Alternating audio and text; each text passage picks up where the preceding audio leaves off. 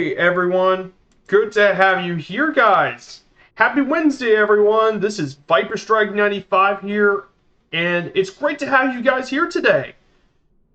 So I'm proud to announce that today will be a starting of another era for the Viper Strike channel, and this will be my very first ever stream.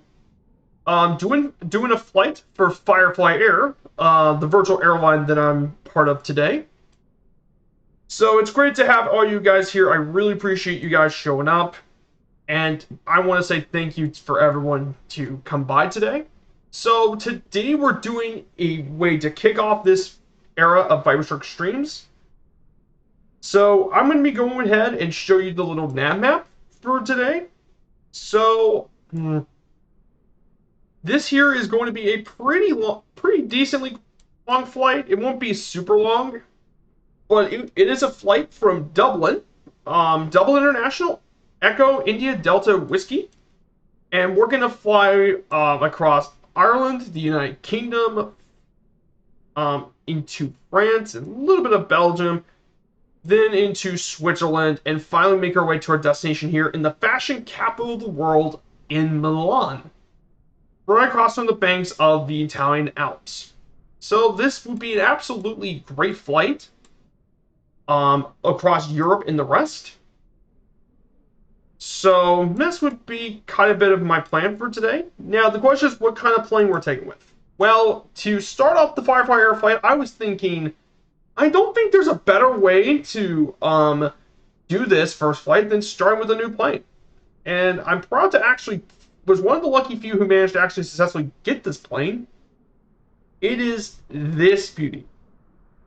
So I missed the opportunity to recruit you in my virtual airline. Hey, Planet Neutral, my good friend. Great to have you here. Planet Neutral, my good friend. Guys, if you haven't checked out Planet Neutral is a great friend of mine to the channel. He's from around my local area, for where I live.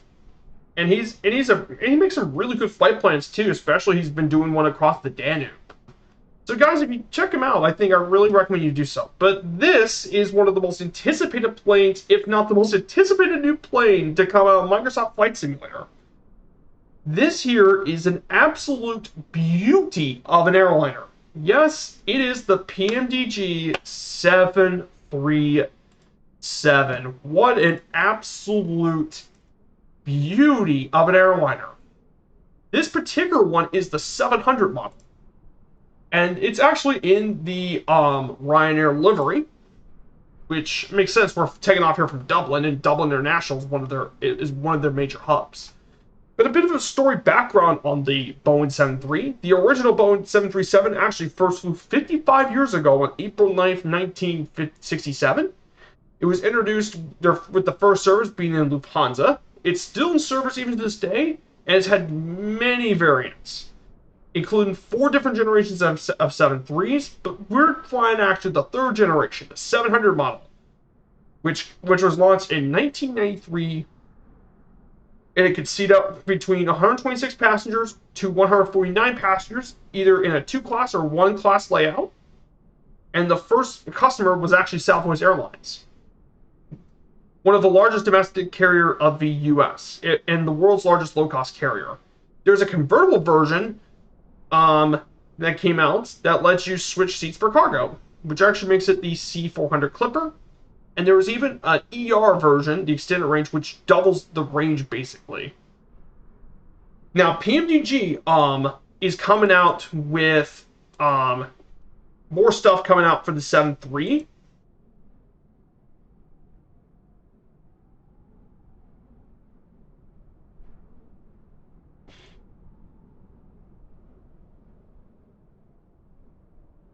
And they're coming out with both the 700 and 600. They're coming out with 3 more variants, the 600, 800, and 900 series. They have their own pricing.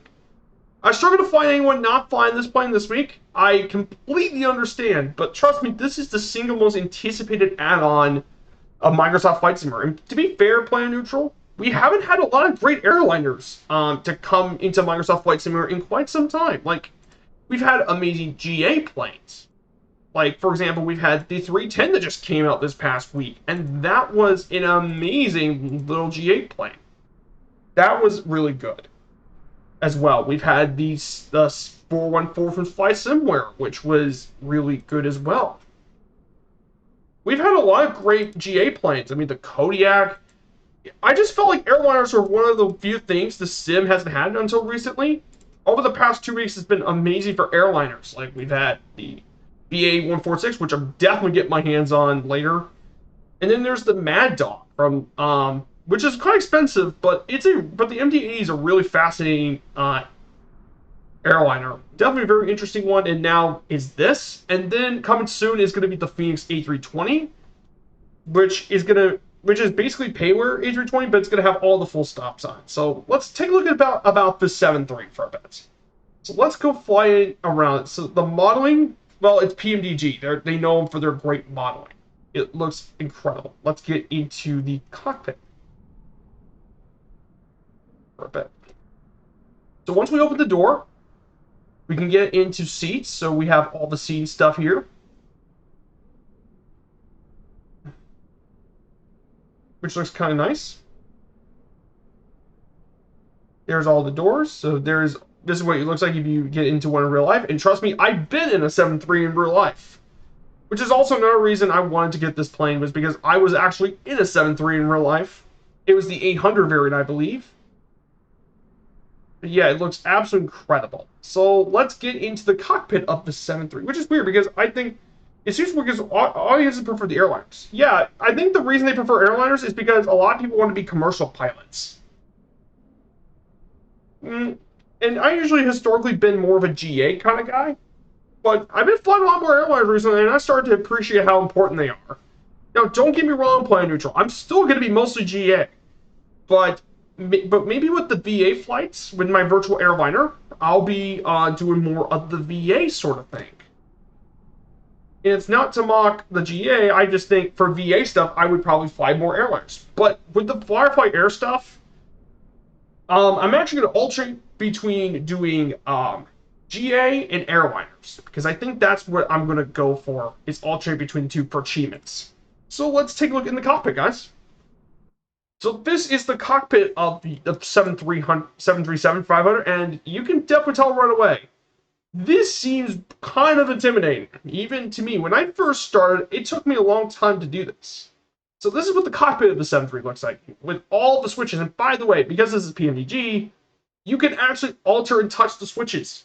So you can actually do a lot of this yourself, which I think is a really interesting nod to this.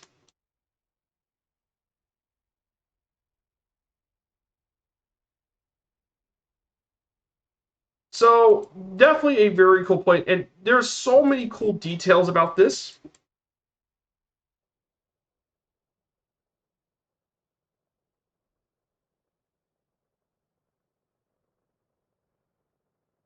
Now, there's something really cool I found to get this plane started. So there's this really cool checklist. You can actually get this on British Av Geek's website. And he has his own thing too. This is his checklist. So let's go over the checklist for a bit. I'm gonna go ahead and let's see here. Okay, now let's get started with this plane, shall we? So let's start with starting this thing up first. First, we need to set the parking brake. Parking brake is now set. Now we need to go to battery power, which is, I'm going to go slowly, but battery power is located right here. We close the battery guard. That will turn it on. Once we do that, standby power is already set for us. Good. Confirm is connected. Ground power is available. Turn on ground power. Check. Lights. We can turn on the lights as we require. Do this. Wing lights. Okay, good. We could turn on the taxi light. That's fine. Now, IRS is set to nav. I believe. Oh, yeah, we need to close the guard on the emergency lights. That should be pretty good. The IRS should set into nav mode. The IRS should be set into nav.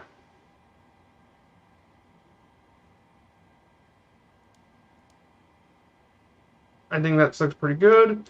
Now we need to complete all the tests. So we need to go here. Let's do some tests.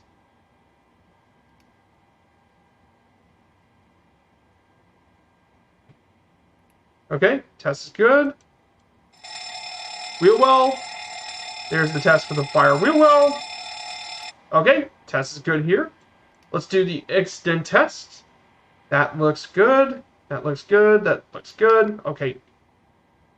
Okay, then let's do the passengers and pack signs. To on that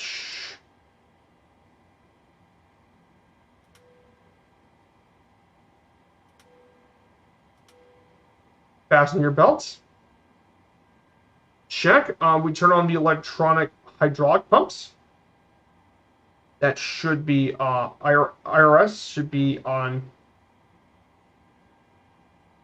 Pretty good. Yaw damper is on. Let's turn on the yaw damper. I need to find the electronic hydraulic pumps. Give me a second. Find them. Sorry, this thing is quite the complex little plane, that's for sure. Hydraulic pumps. Galleys on. IRS.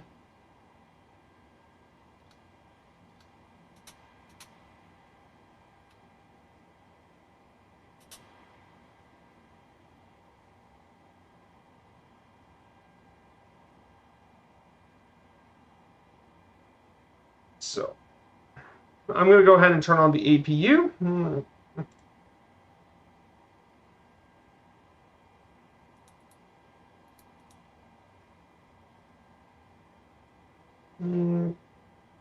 Turn on the left aft fuel pump. Okay, that's good. And then we turn on the APU. It's on. After a minute, we can turn on the APU bleed. APU bleed is on. Then we could turn on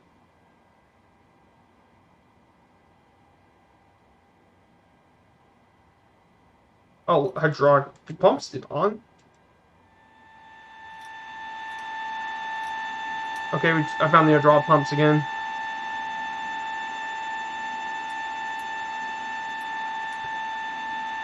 Then we set the packs onto auto. Here's the pack. Auto. Auto. Okay, good. And open the isolation valve. It's already open. Good. And now we can set the FMC. So let's set in our FMC. Let's set in our routes for today. I apologize for the loud noise. If you want me to, I can turn it down. FMC. Let's go ahead and select our route. So for today's route, we're going to be setting up EIDW. EIDW.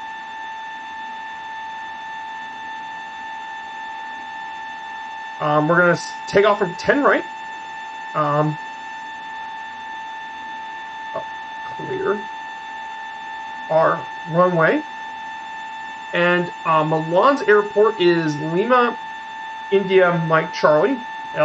LIMC. I'm sorry if I don't look at chat. I'm trying to set everything up the way it should.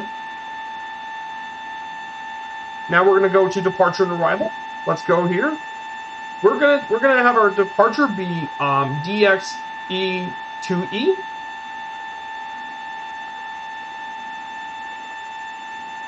Boom. And we don't need a transition. That looks good. Activate. Boom. There we go. We're going to go to the next page. Then from Dexon, we're going to ANPIT. ANPIT.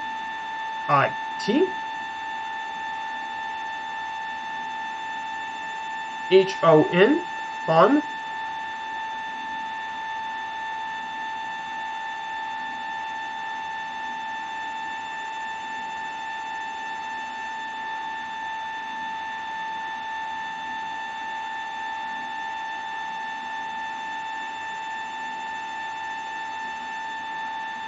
Then from Han, we're Hanley. Okay, we're gonna go to Renty. RINTI. Renty. Lesdo. LESDO. Next page. From Lesdo, we go to Begar. Begar. And Ripus. RIPUS. That's done. We can execute. Go back to departure and arrival. Let's go ahead and set up our arrival. We're going to go ILS 35 right, and more specifically ILS Z 35 right.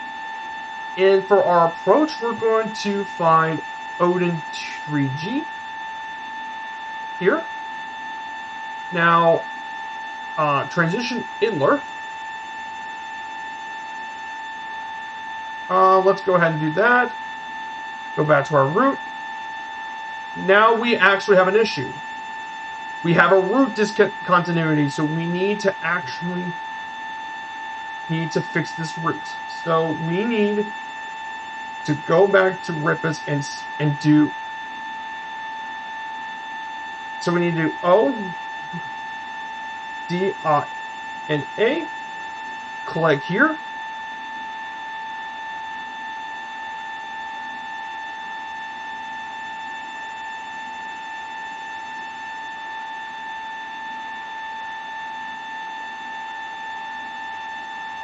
Let's see if that looks all right. NV 695 768. East side.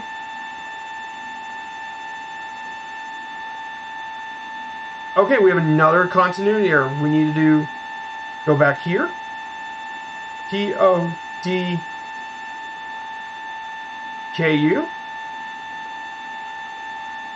Boom.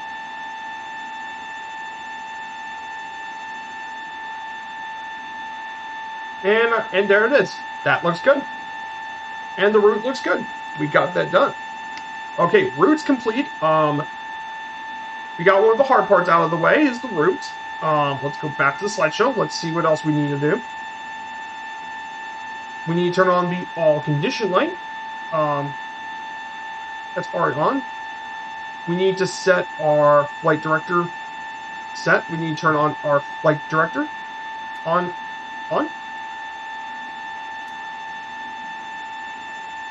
And then we can also set our altitude pressure, cabin cruising altitude. We're going to cruise to 39,000 feet. So we need to cruise to 39,000. And our landing altitude, Milan International's landing altitude is going to be 724 feet. So we need to set this up.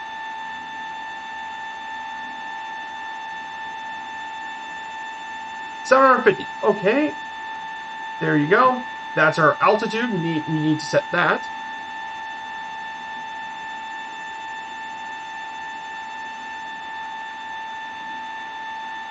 So that's now set. Now once we got everything, we can now start the engines actually. Let's go ahead and start the engines. So we need to turn on the fuel pumps. Let's go ahead and turn on these fuel pumps. Boom, boom, boom. Boom, boom. Fuel pumps on. Now we need to turn off the packs, so let's go ahead and turn them off. Now we need to set the ignition mode to both. It's already set for us. Good. Now we need to switch it to ground, and then from here I need to turn on engine number.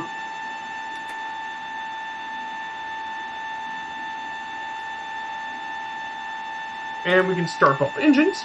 That looks good.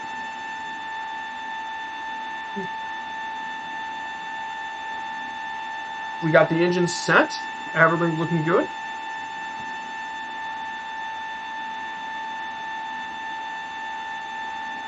So everything's running good. Now, okay. Everything looks good. It should be set on.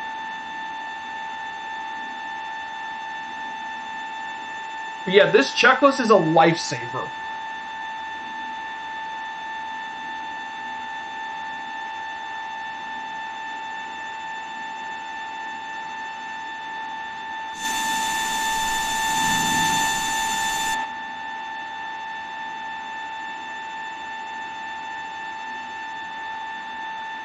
So once we do that, here we go. Generators 1 and 2 are check. Then we do the into continuous. We need to turn on the probe heat. Probe heat is located right here. We turn on the window heat as well. That's good. That's on. We need to engine as required. I guess we're gonna go ahead and turn on anti-ice. Engines 1 and 2 bleeds will be on. That's good. The packs, let's set them back to auto. Select the isolation valve to auto. And the fan goes into auto as well. APU bleed and APU will be off. No, not like that.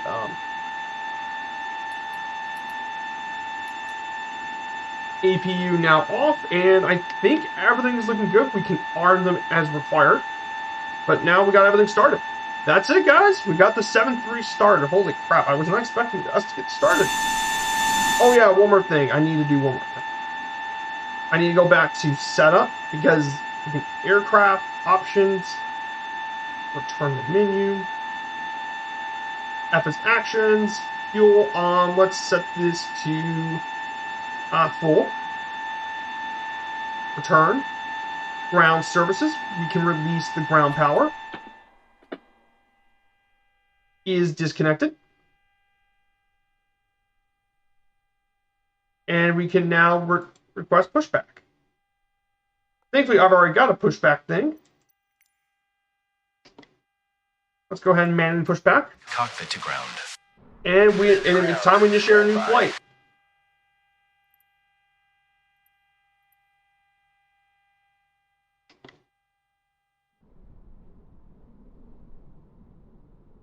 Huh, isn't that pretty nice, guys? What you guys think about that? That was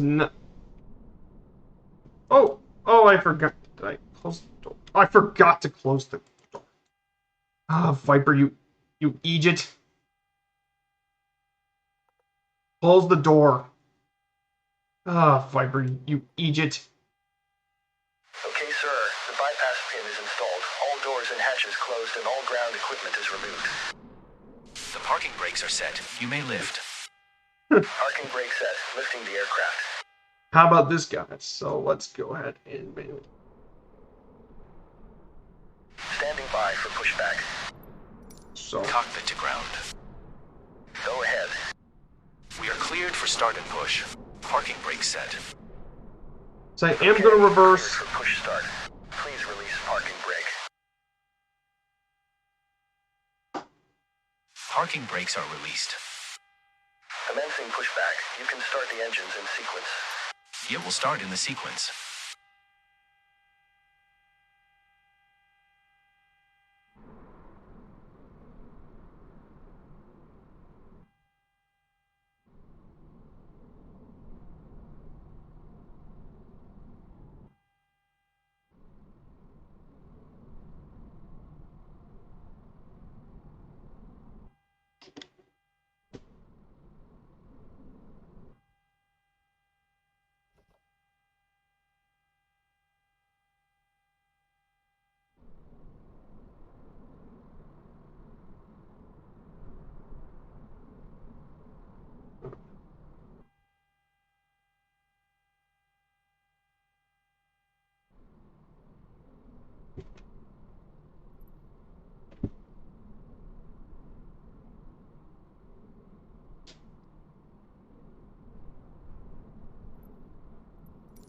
Okay, pushback completed. Please set your parking brake. Parking brake set. Parking brake set. Lowering aircraft. Ground. You may disconnect. Okay, sir. Clear to disconnect. Pin has been removed. See you at the side. Have a good flight. Holding position waiting for the visual. Thank you and goodbye.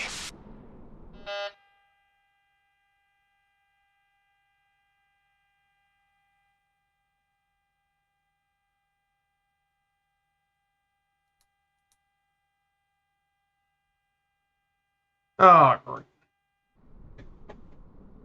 Oh no, something's wrong with my rudders. My rudders aren't working. Oh.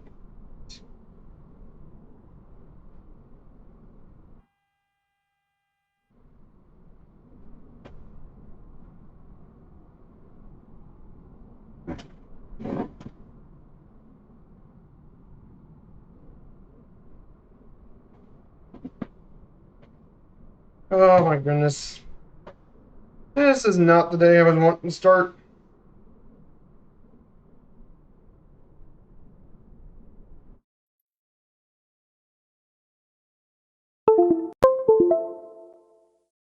About that. This is not the start I was wanting.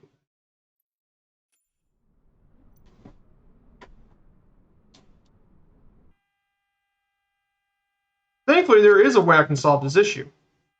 Setup, state panel load. Let's go ahead and change the operation. Let's go taxi. Let's do it.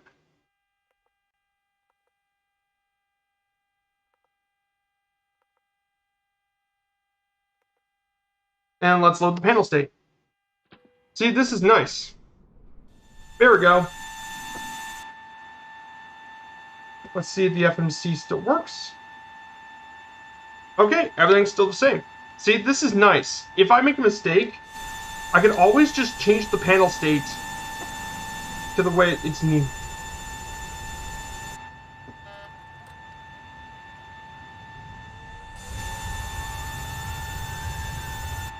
See? That's a great thing about PMDG.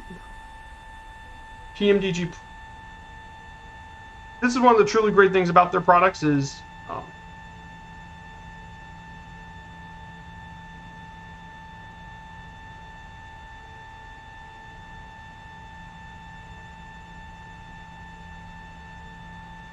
hey, I'm back. Okay. Sorry about that. Sorry. So yeah, I got everything, and everything's gone the way it should. So I'm going to go ahead and taxi and take off at runway 10 right. See, this is one of the nice things about PMDG products. Because you can change whatever state you want and customize the reels into what you want, which I think is great. The flight directors are already on.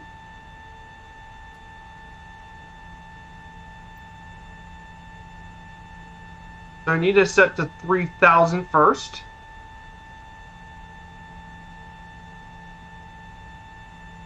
I'm going to establish to 225.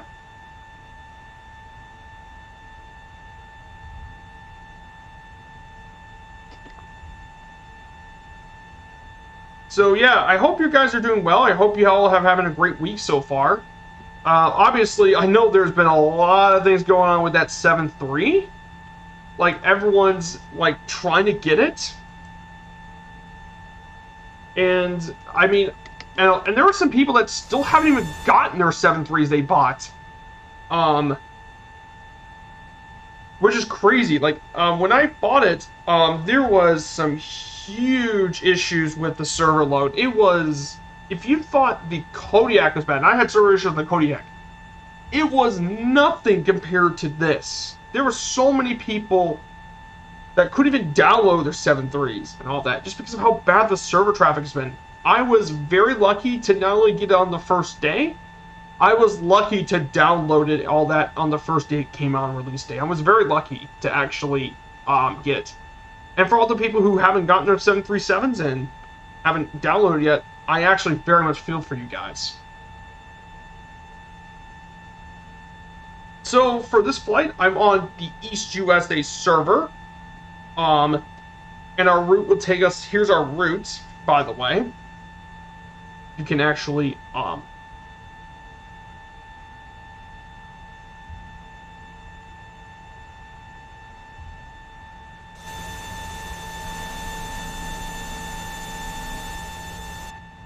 yeah, this plane I think is the best airline we got in the sim. I think one of the top two. I haven't gotten the 146 yet, the BA from Just Flight. I'm hoping it comes to Sim Market soon, so I get, because it's cheaper to get it on the Sim Market platform than at the Just Flight website. Hoping to do some flights with this.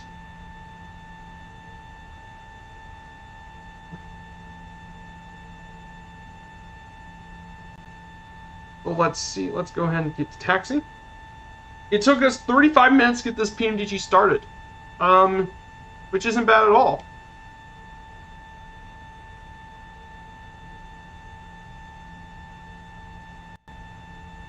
Oh yeah, I forgot to turn on the taxi light. Oh, I never started the APU. Oh, that might be what it was. I forgot to start the APU. Oh well. Viper, you Egypt.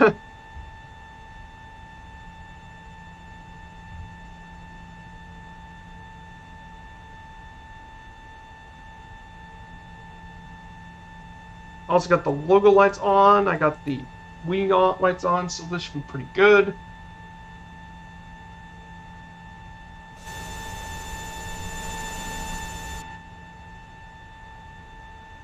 So yeah, there's some big stuff going on. I'm very happy to actually be here today, and like I said, I'm very excited about flying this thing. And you guys know me. I'm a big fan of the Boeings. So when I saw the 7.3, I thought this would be perfect for my sort of thing. I like flying the Boeings. No offense to the Airbuses. Airbuses are great too, but Airbuses are not Boeings.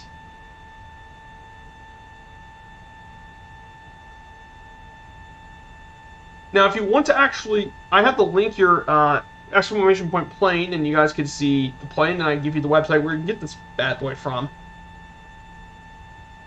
It's the 700 model. And they're running a sales special right now that's now $70, which is actually not bad. Especially the fact you get a passenger, cargo, and a special business jet variant for today. And yes, I'm flying in the Ryanair livery. So, yeah, it's kind of weird I'm flying. So, a bit of information. This is Dublin International Airport. Echo India Delta Whiskey. Some background about this. It's actually located nearby Collinstown. In 2019, it 32.9 million passengers passed through the airport, making it the busiest airport in Ireland. It is the 12th busiest in the entire continent of Europe. This airport is known for its short and medium haul network, with a significant long haul focused on North America and the Middle East. It's actually the main headquarters for the main flag carrier of Ireland, Aer Lingus, and Europe's largest low-cost carrier. Yes, we're flying now, the Ryanair. Yes, we're flying with Ryanair as well. And then the newest regional airline, Emerald Airlines, that just came out this past year.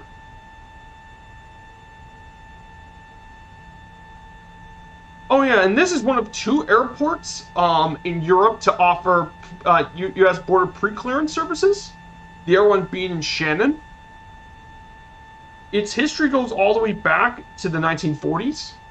It was opened on January 1940. It has 3 runways, 2 runways currently, and there's going to be a 3rd one under construction.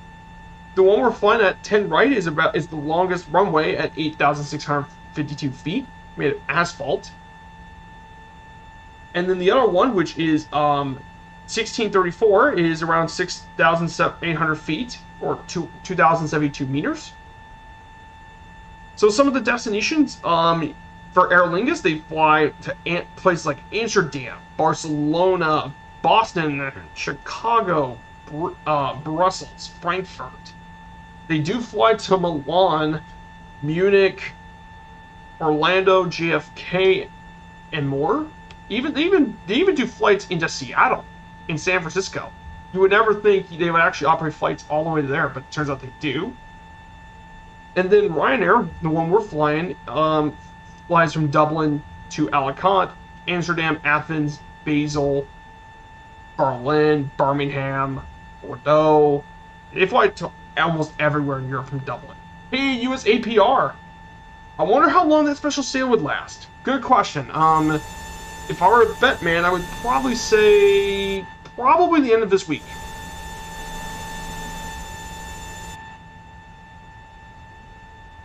Hey, Devil Dude, good to have you here. So, let's go ahead, get everything going. Let's go ahead and park. We're going to go ahead, here, actually, 9,000 feet.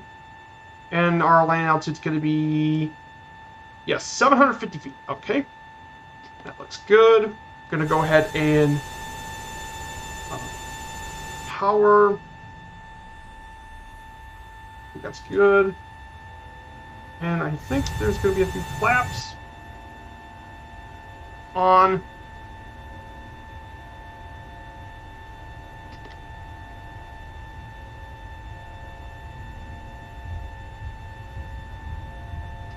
$60. There's 100 miles an hour. This thing doesn't need as much speed to take off as some of the other airliners. And I think we can go. Okay, we're off. Put the landing gear up. We're gonna go ahead and arm the autopilot. And we're gonna go to LNAV. And we're gonna go to level change. Auto throttle is armed.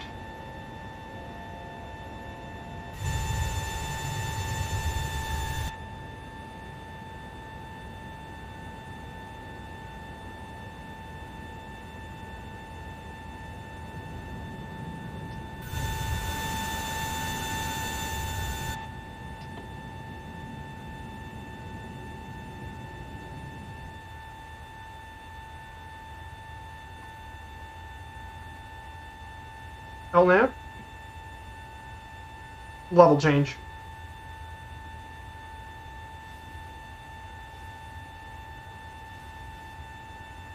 And that is going to be pretty good. Now we got everything set up.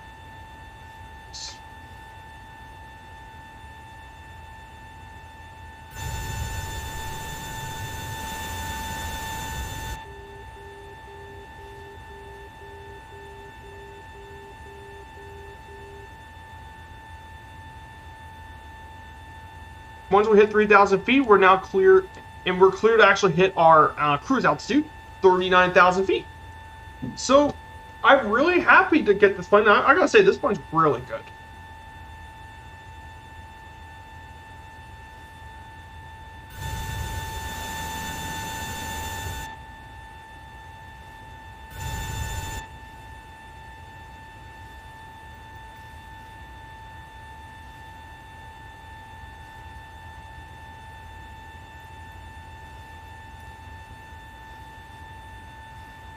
And you set the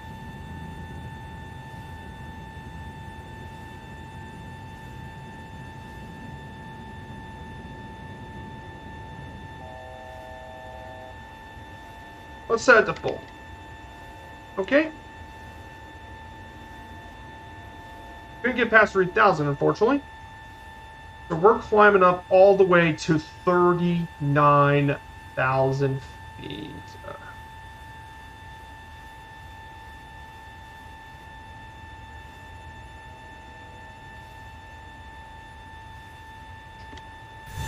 So let's go ahead and go up.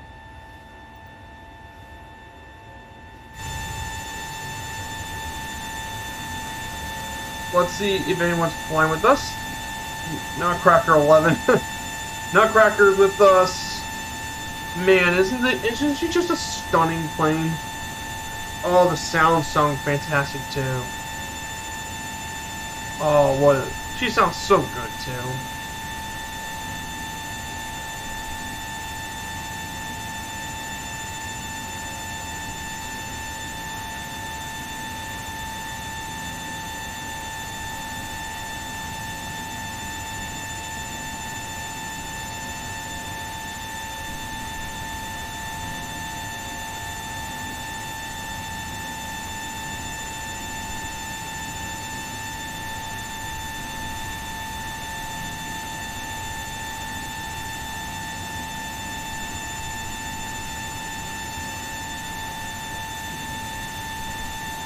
So what this thing is just. In the beautiful Ryanair livery too. So, let me go on and play on some music.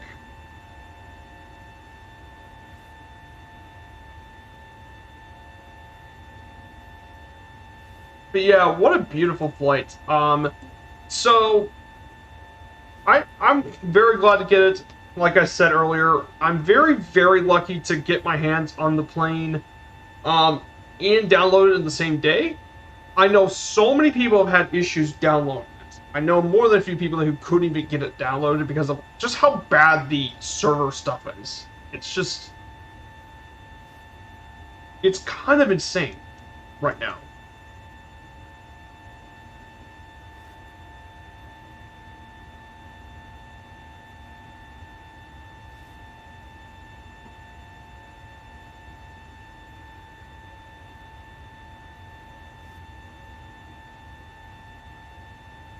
Oh yeah, and here's another thing too about the 7.3. Look at the frame rate. Like, for something as complex as this, it's the same frame rate. If I went on this Cessna 172, the frame rate on this is so good. And I gotta give PMG credit. They really optimized this plane really, really well.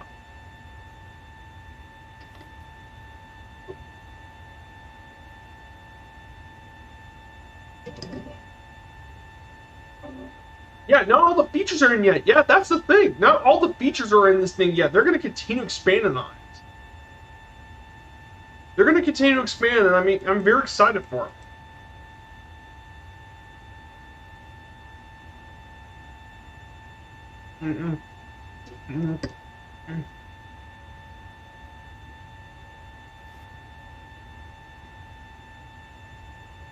Yeah, there are some placeholders. Exactly. I know that their PMDG are. I don't know what they hit on FPS if they release it. That's a good question. But knowing how much better if you optimize this than the DC6, I'm hoping it's not much. To be quite honest.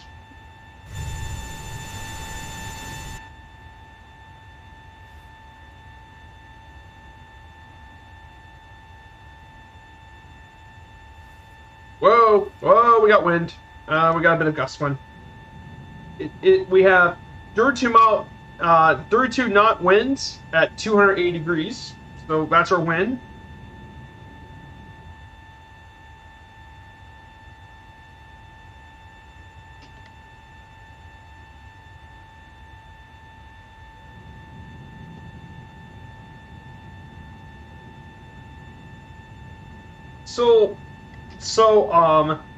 Hey, Arctic Turn, what's up, guy? Arctic Turn, it's excellent to have you here. So, guys, if you haven't checked out Arctic Turn, another great friend to my community. Arctic Turn is a wonderful person to represent the flight sim community. He does a lot of fantastic stuff for charity to the people of Venezuela, and his streams are always for a good cause. He's helping the people out in Venezuela. He's helping them bring food and supplies to the people that are suffering in Venezuela since Maduro and all that. So, but I definitely recommend the guy following. He makes some fantastic flight sim content. I'm doing great. The 737 is an absolutely incredible plane. Definitely, this is actually the first payware airliner. Actually, the second payware airliner, and the first jetliner I've actually payware. Definitely well worth the $70. But yeah, this 7.3 flying under Ryanair. What a joy. I know everyone's flying it, but I'm doing this for the virtual airline that I'm with. And by the way, guys, let me go ahead and show you what I'm talking about. Let me go lower the volume of the music. So here it is. Let me show you what I'm talking about. So this here is a website. It's called FS Hub. I fly now the 146 and 737 KLM. Awesome. So this here is FS Hub. This is the website that does virtual airlines and stuff. It is actually 3 servers on the cloud, and it provides virtual pilot airline flight tracking and performance monitoring. But in some of the features they include for free include detailed flight reports, GPS tracking, pilot profiles, and here is something I'm part of: virtual airlines. So I'm part of a virtual airline. I can get pilot achievements. I can have unlimited screenshots to the areas I'm flying with. And I have API and platform integration, and it's compatible with not just Microsoft, It's compatible with X-Plane, P3D, and even FSX and FS 2004. So it's compatible with all of these, which is insane. That is amazing. All this for free is unbelievable. So now, in order to do it, there is a client. It's a landing rate monitor client. You press.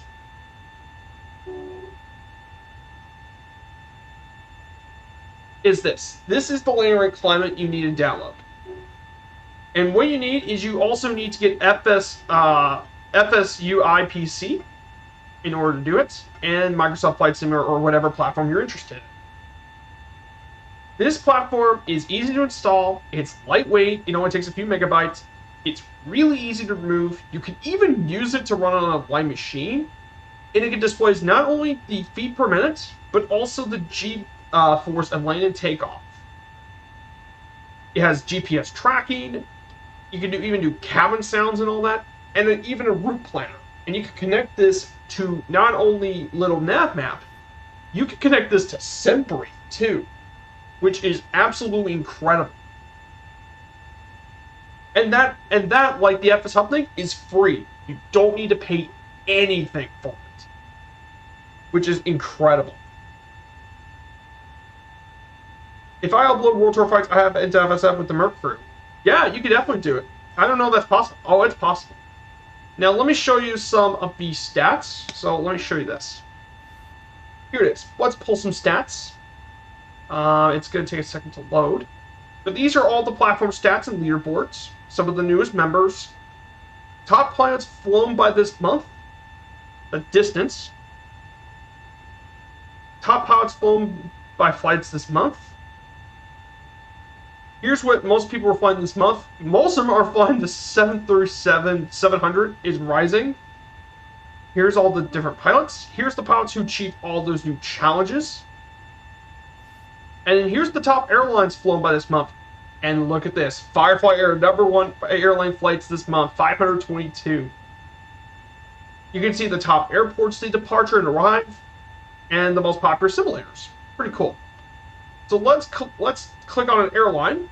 Let's do my own airline. This is the one I'm part of. I'm with Tuto Murphy's Firefly Air. This is the air. And there's even a website. If you click it, you can join Firefly Air. So our airline is actually one of the largest. It's actually the second largest airline currently behind Osprey Airlines, run by British AV Geek, who is another really good content creator on YouTube. But we did 605 total flights, 571 total hours, 152,129 nautical miles, and we are doing an average landing rate of negative 248 feet per minute. And you can see all the media uploads and all of this sort of stuff too. So you have all the pictures and stuff. So many of these are good friends to the community. Obviously, Murph is the head. He's the CEO. There's myself. We got a lot of really big names here too. There's so many people in this air group. We even got some people from the staff, from FS Hub as well. Premium stuff, but we have a lot of it. Now, we can view all the recent flights. For example, we see Airlock Dock, for example, took the Cessna 310 into, and we can press view. So let's find one of my recent flights. I think I'm all the way down over here. I believe. Let's go to my pro. Oh, there it is. There is my flight yesterday. It was an achievement run. I was flying from Shannon to JFK. So I flew from Shannon. I created my plan from SimBrief and uploaded here, and we flew from Shannon across the North Atlantic, passing through like Halifax and all the rest, take a short turn around Boston and all that, and landed at New York City's JFK. And I managed to actually get a landing rate of 247 feet per minute with 1.02 Gs, which is actually not bad at all, especially considering I was flying the Boeing 787, which is one of the largest airlines in the whole simulator.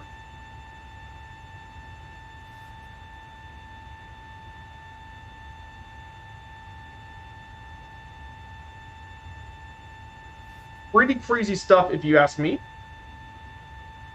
But that was just one of my flights. In addition to my flights, here's the dashboard.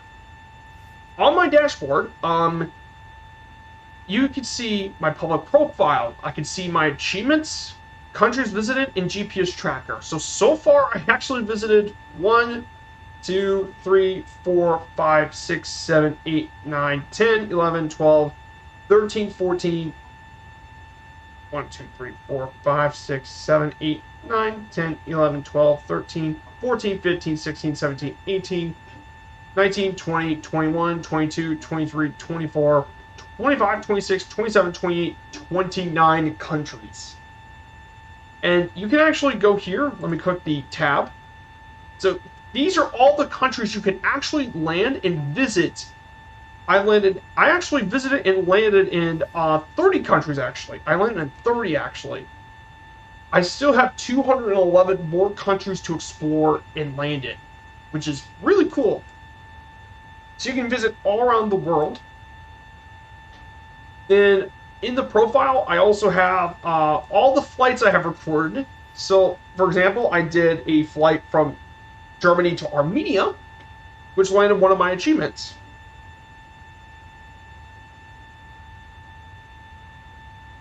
Which is really cool stuff. I flew to Iceland, I flew to Svalbard, then flew from North Carolina to Bermuda. But what's really cool is that we can actually create our own achievements. Speaking of achievements, let's click on this. So these are all of the achievements you can actually earn on flights on FS Hub. So I've did all of these airlines. For example, this one here is the Miria in the record-breaking cargo. So for this one, you complete the record-breaking flight from Germany to Yerevan. And my landing rate could not exceed 160 feet per second, so I had to actually take the TBM in 4 hours and 38 minutes in a TBM. Which is really, really long in a TBM, and I managed to get, I don't know how, negative 5 feet per minute.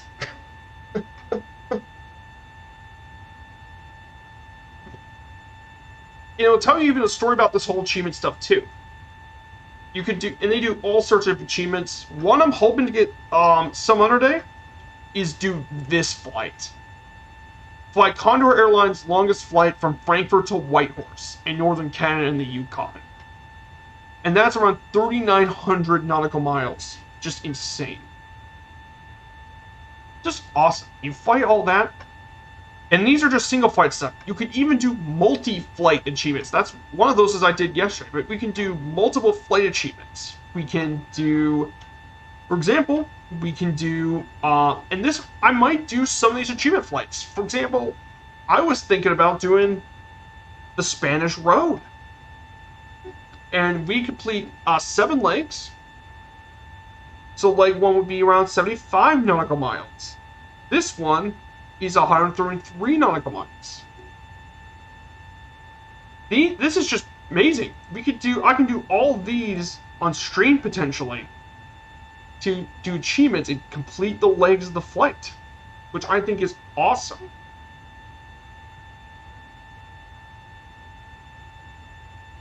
Which I think is great. We have the Spanish Road. We can do the Milk Run.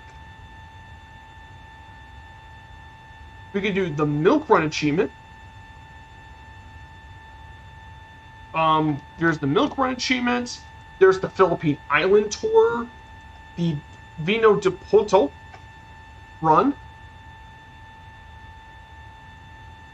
We do the Porto Run stuff for Port Line. There is the Philippine Islands. We visit England's top 5 busiest airports. We can visit the 7 wonders of the world.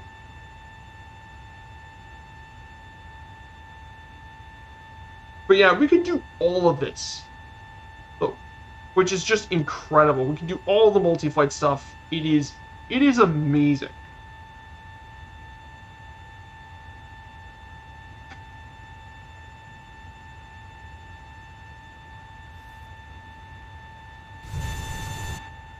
just absolute incredible stuff you can do on Flight's FS Hub. Just, it's pretty amazing.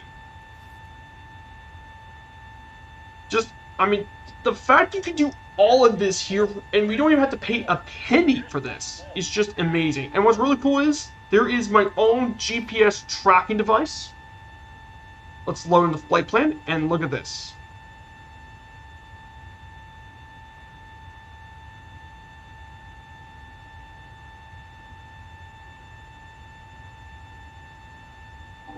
So it's got my own tracker.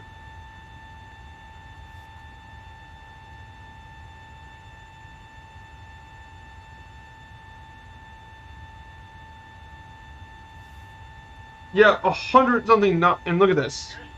There it is, my tracker. So, these are all the trackers. So we're currently headed away into Liverpool over England. We're gonna fly past London, fly into France, from near Calais, to Zurich, fly over the city, and fly our way into Milan. So yeah, that's pretty cool. And then in our airline, back to my airline. Actually, before we do that, there's actually other things you can do. You can do daily flight challenges. So you can do a short haul flight, a medium flight, or a long distance flight. So if you want to do a short flight, you can do from Springfield to Joplin in Missouri. Medium haul, and then there's a long haul. It's basically across the pond from Cincinnati to Edinburgh. Pretty cool stuff. Now, our airline stuff's pretty cool too. So let's go back to our airline. And we press airline radar. We do this, and we see all of this. So we get to see all of the planes from our airline, our connected airliner, through. So not only do you see me flying, by the way, we see all sorts of other people flying. We see Spitfire RAFs flying the 737 on his flight. There's me in this flight. There is 6 knots. He's holding in South Africa. There's 2 cats. There's TC. 2 cats is actually, he's doing his flight, currently going on right now. See if there's anything in the U.S.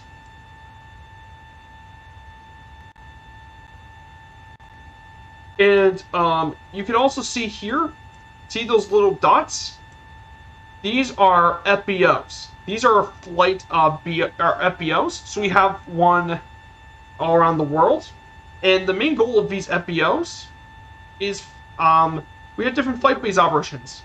I took off today is the HQ in Dublin, but we have different FBOs everywhere. We have one in Dundee, we got one in Nantes, and then in the US we have one in Britain, and there's even one in Louisville, Kentucky. That one's the main hub of cargo, for example, in the US. So, and we have some pretty big goals for this in the future. I'm not going to tell you which. I'm not allowed to tell, but we got something big going. Nothing important, but I'm going to say this airline has got a big future. So, that is all we need to know about FS Hub. But yeah, expect big things to come in the near future.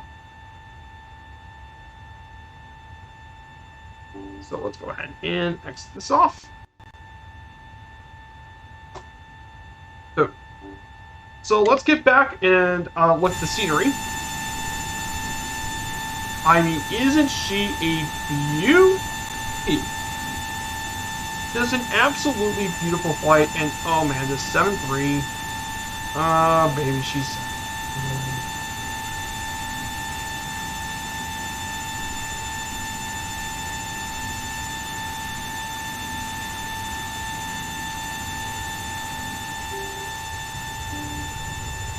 Man, Microsoft Flight Simulator in 2 years has come a long way since it released. Just telling you guys straight up, it's that long.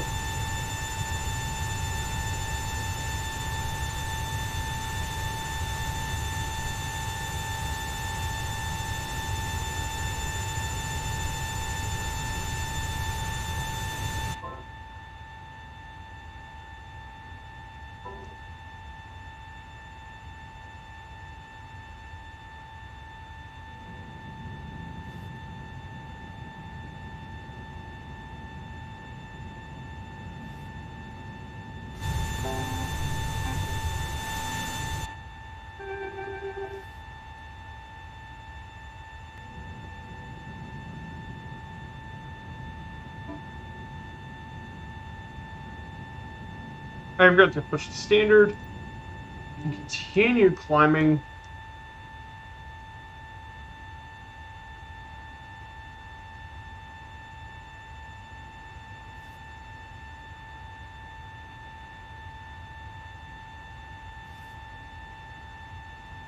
So we're about 700 nautical miles to go. We got a bit of a while to go. So let me get some news. Let's look at some MSFS news.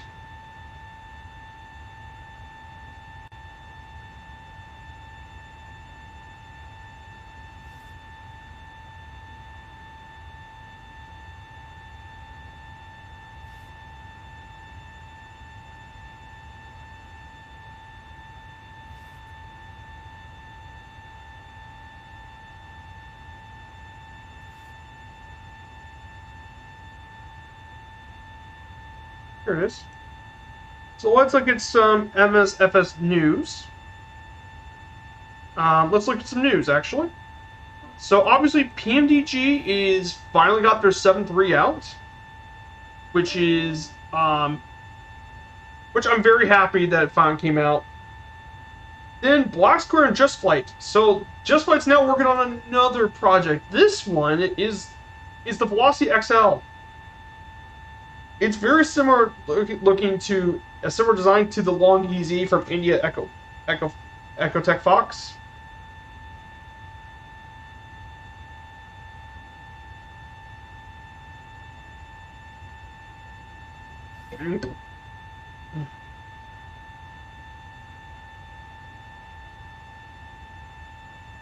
But definitely a very interesting plane, and this thing also has really good visibility from some of the screenshots.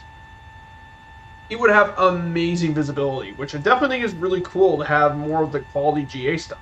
And apparently this thing can actually fly up Mach 0.5, which knots, around 330 knots, which is really impressive. For a non-turboprop, it can go up to 24,000 feet, which is going to make it a great alternative to the turboprop planes. So that's going to be very exciting to see. MK Studios releases their new Cork airport for Cork in Ireland. And then earlier this last week, we also had the Trilander came out. I've heard some good things about the Trilander. But yeah, this is the news from Hey Dougal McTavish. Yo, Dougal, what's up? And friends all too. Oh, great to have you both here. Have a great flight. I mean, oh, Dougal. I hope you had a great I hope you have a great dinner, Dougal. But thanks for coming by, Dougal McTavish. Dougal, thank you so much. Yeah, it looks like upgrade OV Long EZ. How's speed compare? Well, let me go back to this. Let me pull this back up. So apparently, I'll be lurking, no worries. So this thing, Black Square, the Velocity XL. Now, let me go over Velocity XL plane. So this is the Velocity XL. This is a home-built plane by Velocity Incorporated. This bad boy, is powered by, this one of the sim is actually powered by a 400 horsepower. So here's Velocity aircraft. This thing could go over 200 knots in real life and is made for the range. The one they bring this out is the XL version. Here's the XL version, by the way. It can carry 5 people. It can climb up to from 1,300 to 1,900 feet per minute, 1,200 nautical mile range in real life. And this thing could go cruise up to 250 knots. That's fast. That's very fast for a plane with that crazy range.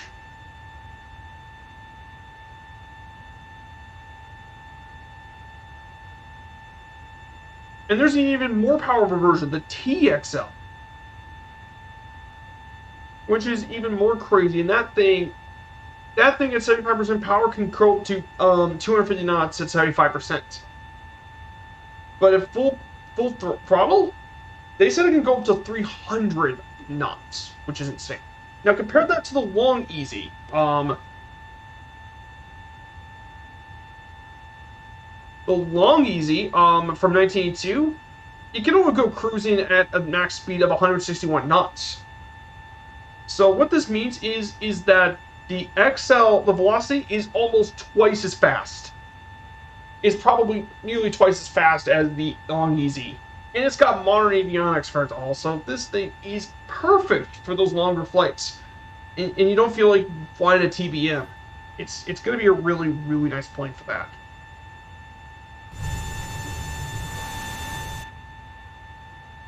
LOL. Oh, Airlock Doc. Good to have you here, Airlock Doc. Another really great member of the community, Airlock Doc. Really entertaining guy on stream and in the chat. He's always entertaining. Definitely give his Twitch a follow. They released a new patch. Yes, I just downloaded it earlier today. They fixed some things. They broke other things. Yeah. Maybe T's for turbo. Yeah, it's twin turbocharged. So they basically that's what it is.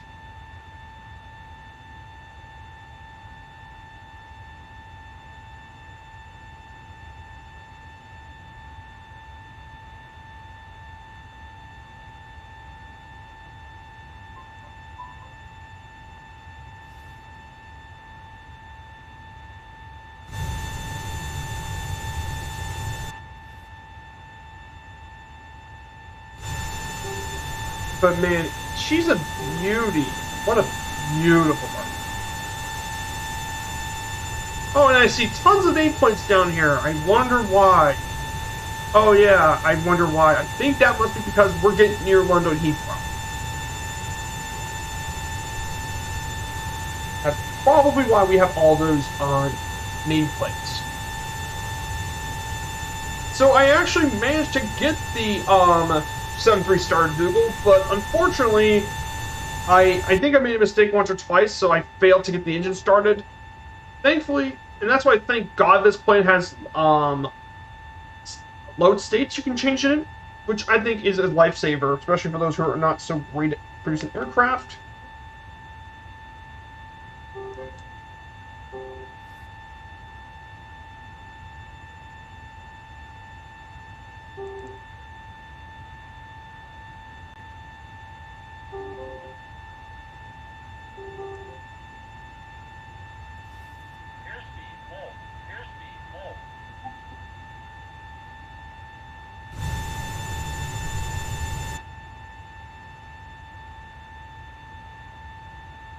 Oh, why are you not on VNAV?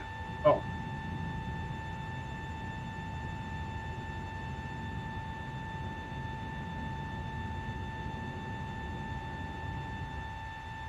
Why are you not on VNAV? Oh, good question.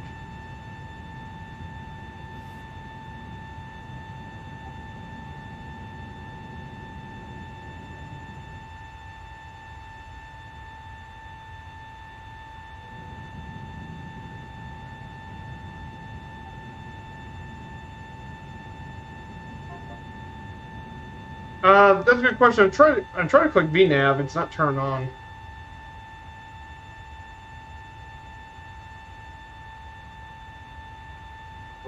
What? I guess your F is it's a steep learning curve.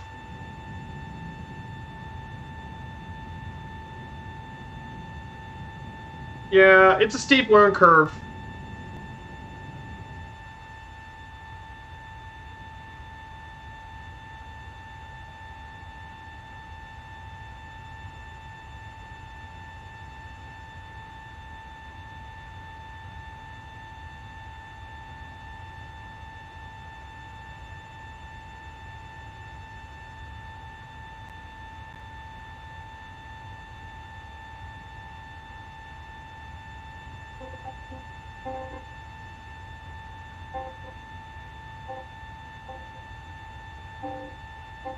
Yeah, it's a steep learning curve.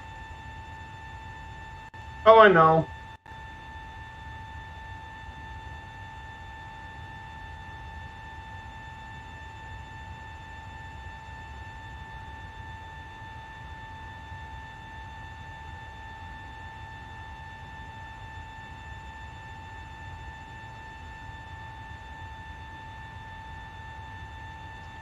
No worries, Dougal. It's just, I want to get this thing in the air, though. That's just me.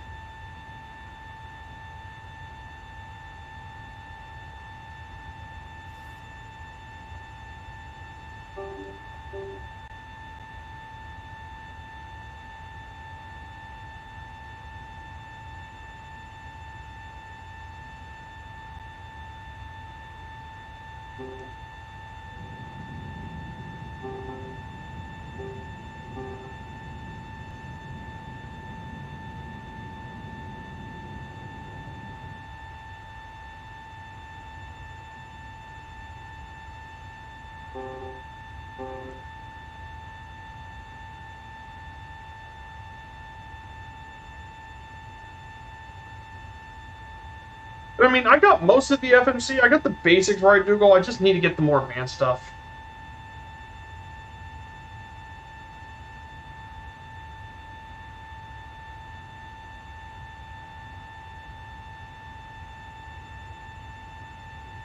Hey, Imsep. Good to have you here, Imsep. So basically what I'm doing is I'm moving on from the bush flight stuff. That doesn't mean I'm not doing the bush flights. I'm actually deciding to change my focus to Firefly Air and do flights for the Firefly Air. So I'll be flying a variety of planes. So I've been thinking about doing, sometimes I fly the airliners. On Sundays I fly the turboprops, like the Twin Otter, the Kodiak. Some days fly the business planes, like the Citation, the Longitude, and even the business turboprops, the TBM, and that. And on some flights, I may fly the smaller GA stuff. So there's going to be something for everyone doing it here, which I think is great. And I think it'll be great variety for the channel, and I think it'll be great. And I'll fly a wide variety of planes. And I think it'll be better for me and for the channel to move on. And that would be for the Wednesday stuff. So expect a wide variety of streams for that.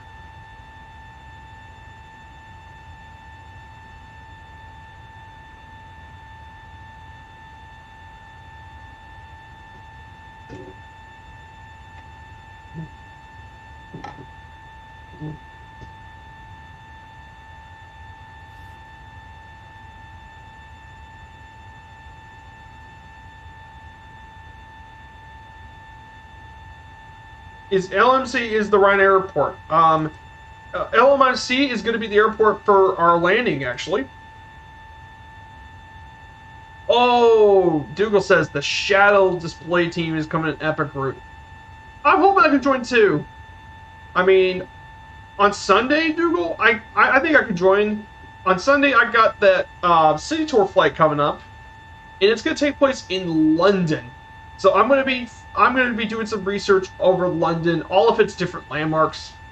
So far, on my research, I've gotten quite a few areas. I got the history of London, London City Airport, Emirates Stadium, Wembley, the home of cricket, Lord's Cricket Ground, Heathrow, Runnymede, Hampton Court Palace, and I still need to do the rest of the stuff, like the Kew Palace, Chickwitz House and Gardens, the all lawn and tennis croquet club, which is Wimbledon, Hyde Park, Kensington Palace, Buckingham Palace, St. Jude's Palace, Big Ben, London Eye, Trafalgar Square, and this one might actually be lots of slides. And Joey Bolo's in the chat. Joey Bolo, I hope you are having a great day. Joey Bolo has so much positive energy. He's a great content creator. He's a great content creator like me. Great flight simmer. Really awesome dude. And another long-time supporter of the channel. It's great to have you here. So yes, I am actually flying a Gikna. But the 7.3 is an absolutely beautiful bird. And it's a joy to actually fly the 7.3. Got to turn off those taxi lights. Gosh darn it. But it's great to have you guys here. I really do appreciate it. So Joey, we're doing operations for the Firefly Air, the main virtual airliner. that I'm working with Two-Tone Murphy's group. And it makes sense. I'm one of the main community members. I'm his resident researcher, so I'll be going ahead and do some of this sort of stuff. And hopefully when I get ready to do it, I'll be doing some operations in all sorts of planes. Some of them are going to be for achievement runs. Others are going to be for exploring different countries we never got to visit before.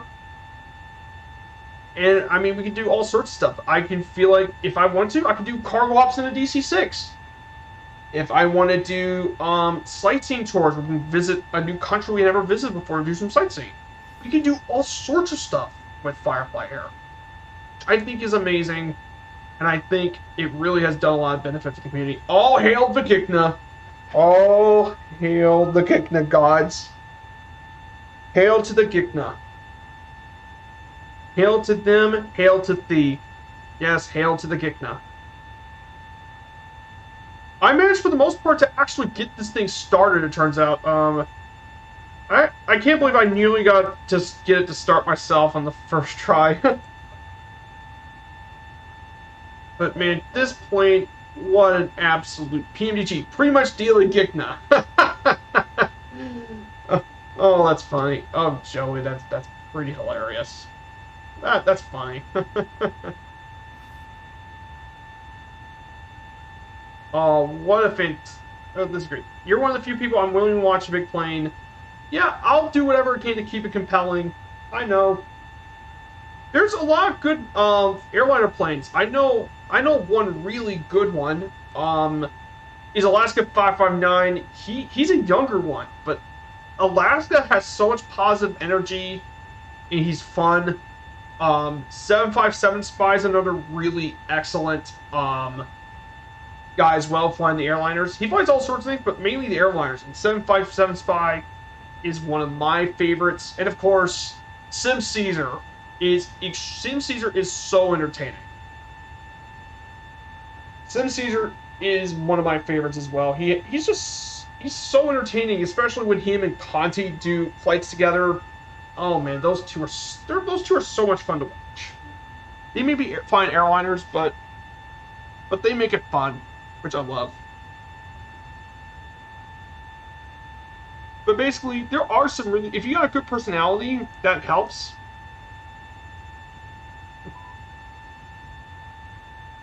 So we're flying at 230 knots around from here.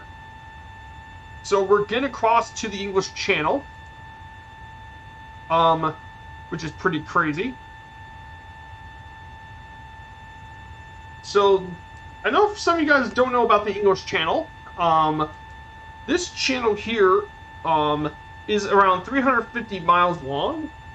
Its widest, from its width at 150 miles to its widest to the shortest distance of the channel, which is only 21 nautical miles in the Strait of Dover. In fact, this channel was so important, it helped Britain become a naval superpower. And it was actually used as a defensive mechanism from many would-be invaders, like the Napoleonic War, and Hitler in World War II were halted because of the channel. And it helped England defend their borders. And that's why England hasn't been conquered since William the Conqueror. This area is also the busiest shipping area in the world, by the way, too.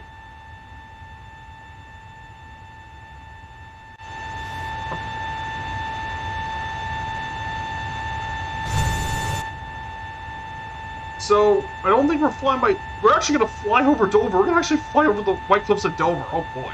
I'm curious to see what the White Cliffs of Dover look like at this altitude. So, we're going to start this.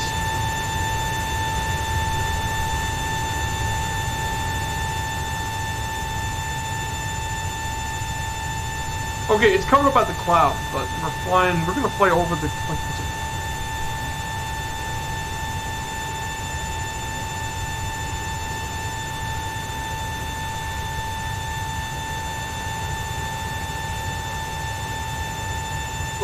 Let's see if we can. This is what Dover looks.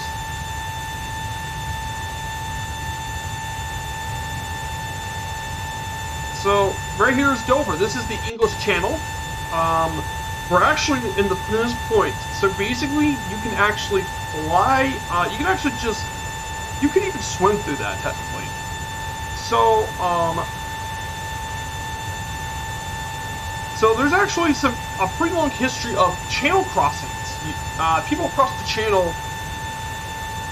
There would be plenty of people that wanted to go through the channel. The first person to do it by boat to cross the channel in a boat was March 1816 by French paddle steamer Elise, became the first steamship to cross the English Channel.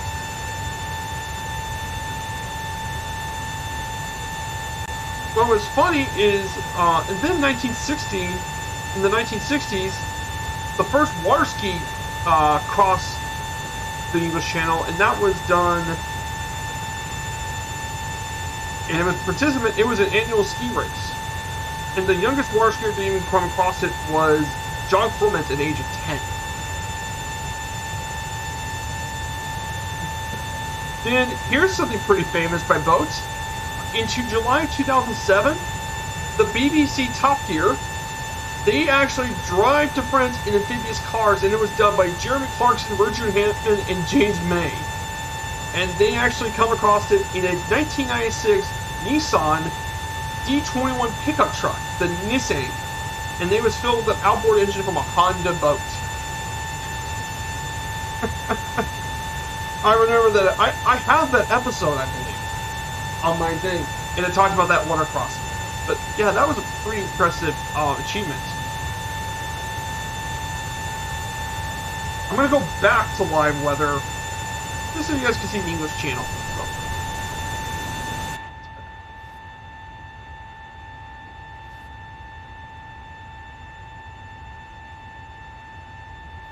So, by the air, now the English Channel has actually done, there's been quite a few major flights in the air, but the first one was actually a balloon in 1785, and he was piloted by Jean-Pierre Francois Blanchard and John Jeffries of the United States, and they crossed it through the balloon. The first plane was in 1909, and it was piloted by none other than Luis Blériot. Yes, the guy who actually made the Blériot airplane. He was the first person that crossed the channel, which is pretty insane to think about. And he took the Blériot 9 from Calais to Dover, and he was encouraged by a 1,000 British pound prize by the Daily Mail. And it took him 37 minutes to get there, which seems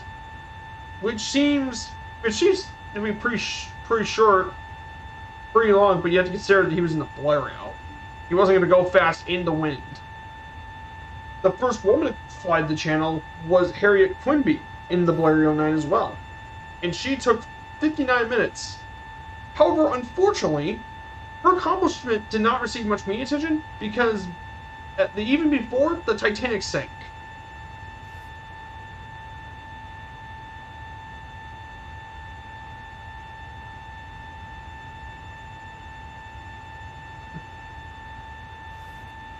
And then the first hot air balloon that crossed there was Don Pickard and Ed Yost in 1963 on April 13th.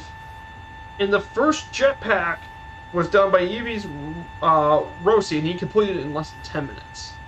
So there's some air crossings. There are people who even swam through the English Channel. You have to be a brave guy to swim through it.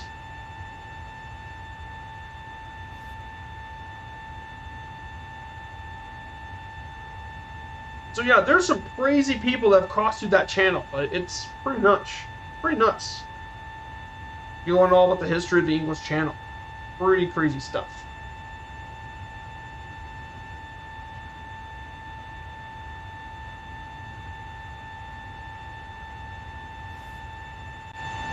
So we're now in France. We're actually next to Calais right now. Oh, I know what I forgot to do. I forgot to do this before stream. I just realized it about our end.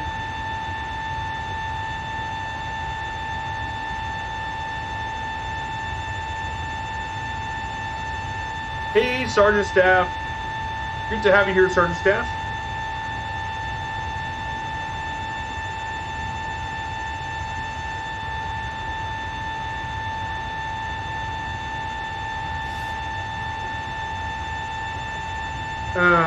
Hey, Sergeant Staff, good to have you here. I know you've been really busy, but I'm hoping you come back to streaming because Sergeant Staff does some streams too. He does usually flights for his virtual airline he's working with, the Seppi's Alaskan Bush Company. I hope you're doing well, Sergeant Staff. I hope you're doing great.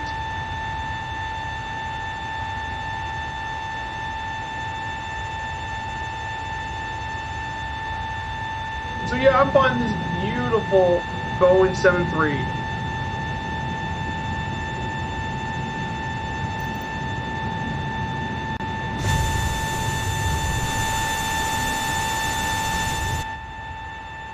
Yeah, it's super busy, I know. You just got off the lawnmower. Yeah, you've been pretty busy. But yeah, this 737 is pretty amazing.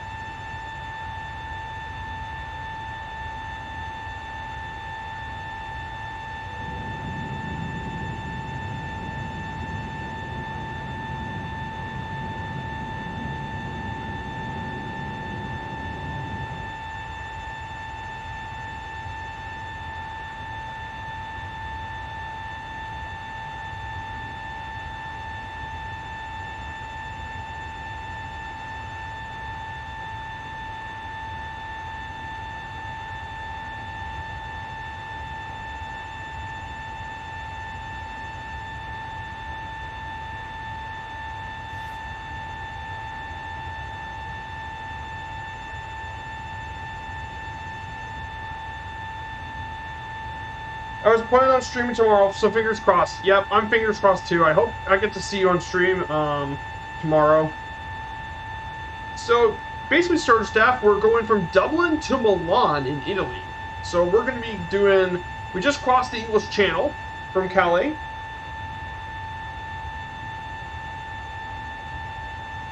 We're about 500 miles to go.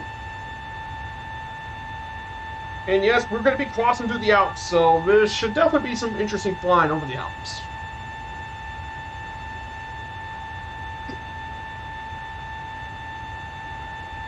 And I'm in the Ryanair 737.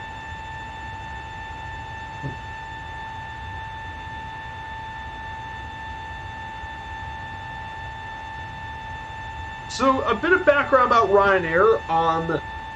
It's actually an ultra low cost carrier, which is even lower than the lower cost carrier from Ireland. It was actually a relatively recent airliner, founded in 1984, and it's headquartered in Swords in Dublin, with its main operation base being in Dublin International and London Stansted Airport. It has many sister airliners, including Ryanair UK, Buzz Airlines, Lauda Europe, and Malta Air. It is actually the biggest airline in all of Ireland, and in 2016 it was the largest budget airline in Europe based on scheduled passengers, carrying more international passengers than any other airline in the continent. Ryanair operates more than 400 Boeing 737-800 planes, with a single one used as a charter aircraft in training, which is what this is. This airline has been rapidly expanding over the past couple of decades, thanks to the deregulation of the aviation industry in Europe in 1997. Its route covers more than 40 countries in Europe, North Africa, and the Middle East. However, this company historically has had criticized for its working condition, heavy use of extra charges, bad customer service, and the tendency to intentionally generate controversy in order to get free publicity.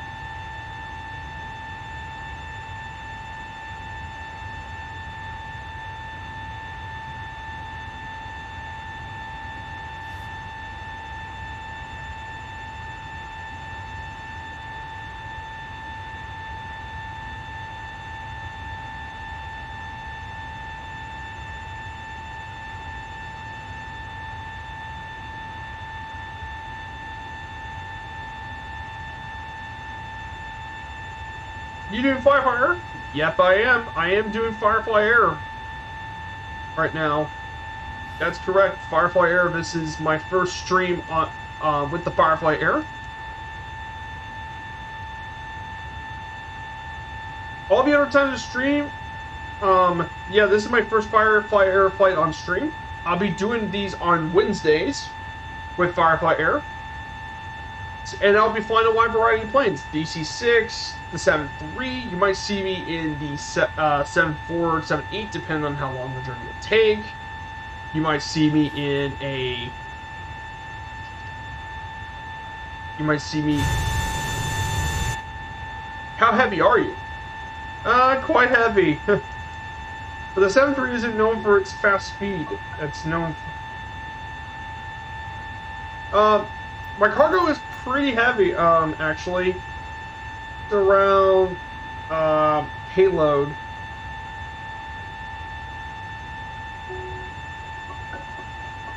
Around 11,000 pounds of cargo.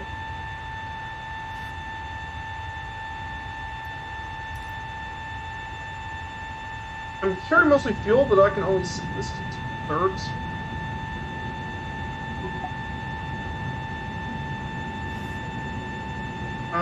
This is what it looks like. Doing the payload, I'm carrying 5,824 pounds of cargo in the front and 5,598 pounds of cargo in the aft, which is the rear.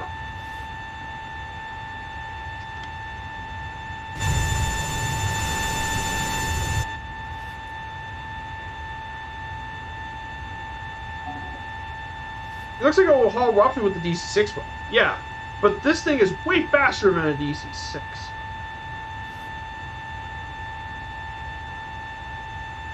I'm going to go ahead and level change to 38,000 feet. Let's go to 38,000 feet and do a level change. So we're going to head down to 38,000 and we'll be cruising there. I decided to change the altitude to 38,000.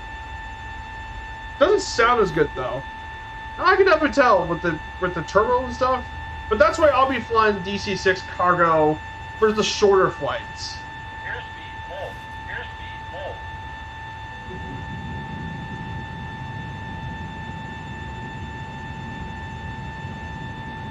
But yeah, the wind is pretty crazy here. 73 knots at 237 is going to be pretty crazy with the wind.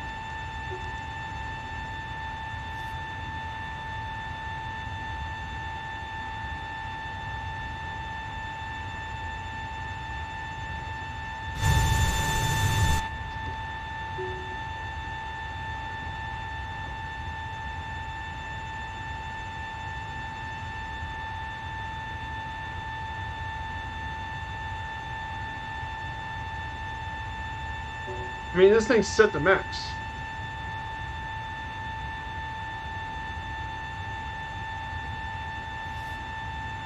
I haven't been much to haul for the Alaska Bush Company. Yeah, you've been so busy with work. I guess that is more than understandable. You've always been very, very busy at work.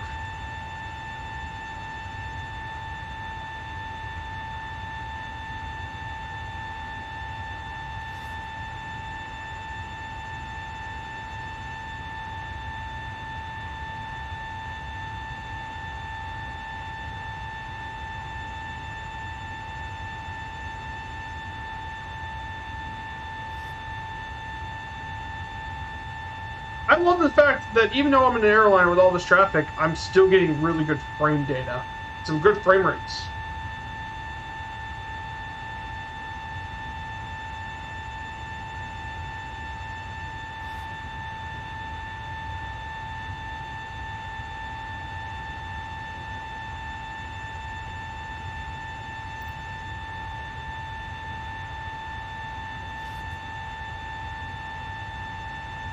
Yeah, so far, I'm really, really enjoying this plane. So, I'm more than happy with it. So, we got around 454 nautical miles remaining to our trip.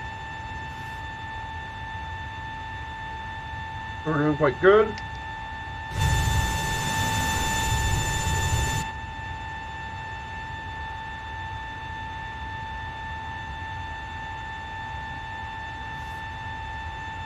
So Ryanair, it has tons of destinations. They operate from 84 bases connecting 35 countries in Europe and North Africa.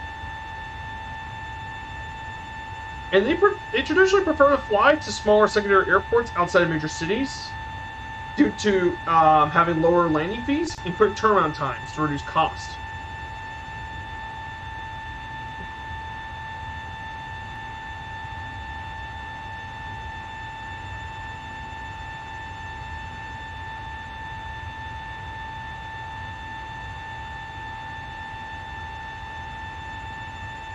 However, the biggest competitor to Ryanair historically has been EasyJet, which is known for their focus on larger or primary airports.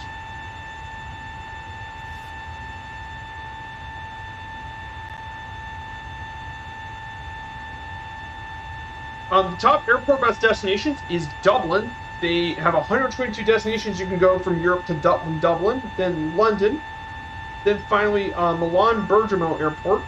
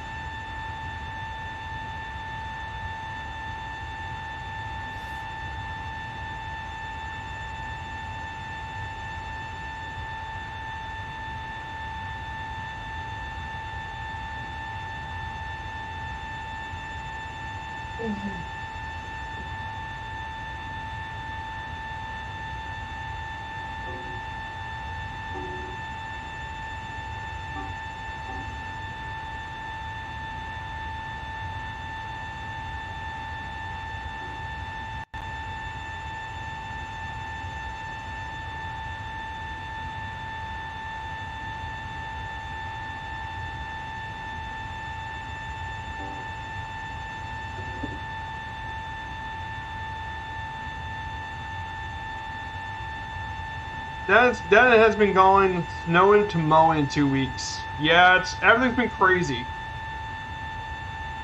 It's been pretty crazy around here. That's for sure. Here's Gabriel in the CJ4. Avrushka in the C700. That must be the Embraer CRJ. Let's see who's with us. There's Hamershaw in the 7.3. There is Rapus Cordell. Oh, there's M-Stuff. I had M-Stuff in the CJ4, which shouldn't have any difficulty catching up to this thing. This thing actually isn't that fast, so I don't think you're going to have difficulty catching up to the 7.3.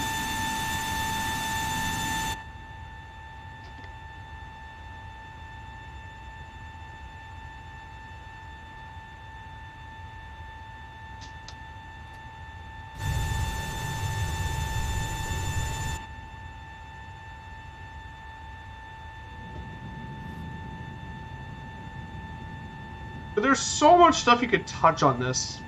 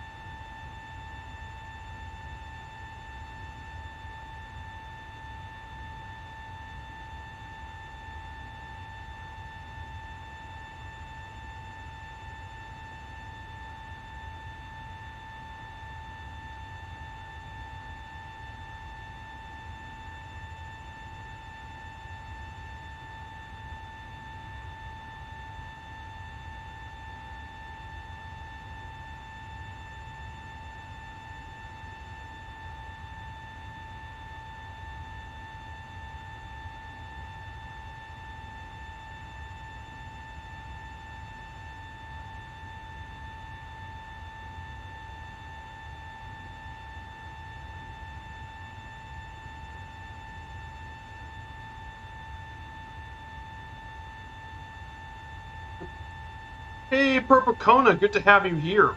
We're taking the Ryanair 7.3 from from the headquarters in Dublin for the Firefly Air, and we're heading our way into Milan, the fashion capital of the planet. So we're doing that. This is the beautiful 737 from PMDG, the plane that's broke the internet, literally. I gotta say, this plane is an absolute stunner.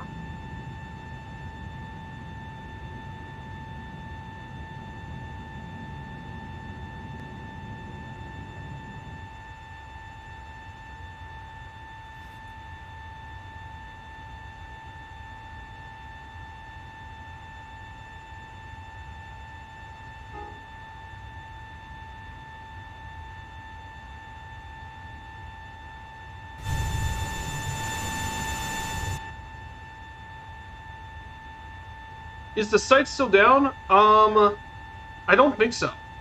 Here's the plane pic. Let me go ahead and show you the plane. From my end, it is not down. It's actually not down at all now. It was just like that for the first week or so. It was like for the first day or so, it went down, but it hasn't been that way since.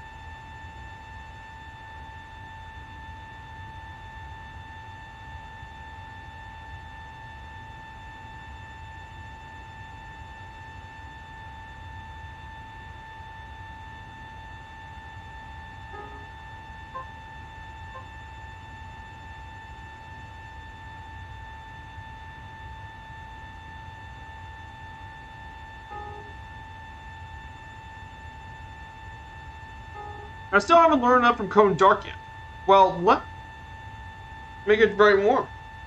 Actually, here's a way you can do this. Let me post something up in my Discord. This might be a big help. I have my Discord here, by the way, if you guys haven't checked it out. My Discord, it will keep you up to date with all the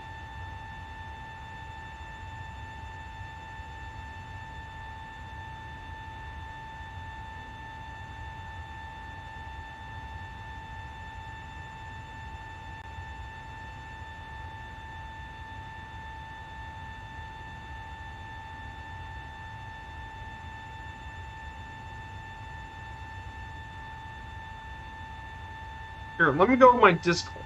I got something really useful. So, in my flights and chat, let me go upload something.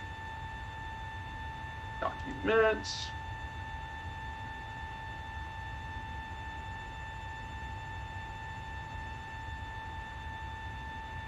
Is this. This is it's a checklist for my Discord. On my Discord, is a PMDG checklist from British AvGeek. He did a checklist with the, he did a summarized checklist of how to start the PMDG 737. And here's his website, but copy.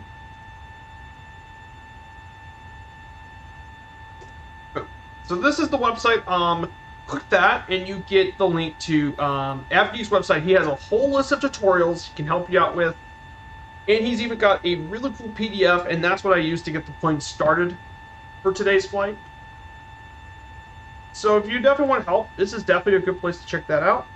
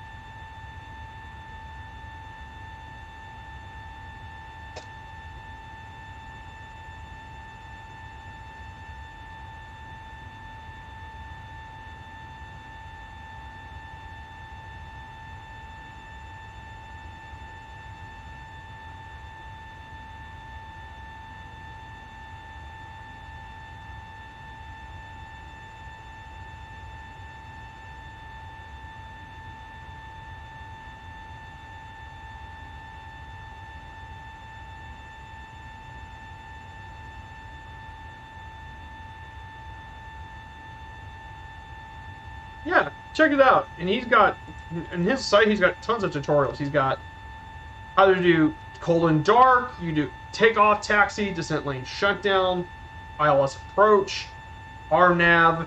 He's even got SimBrief, and of course, he also has a checklist for free, which will let you do the checklist to start. In fact, I would recommend looking at that and looking at the tutorial and get yourself familiarized. That's what I kind of did to start the plane initially, since I didn't know how to start before.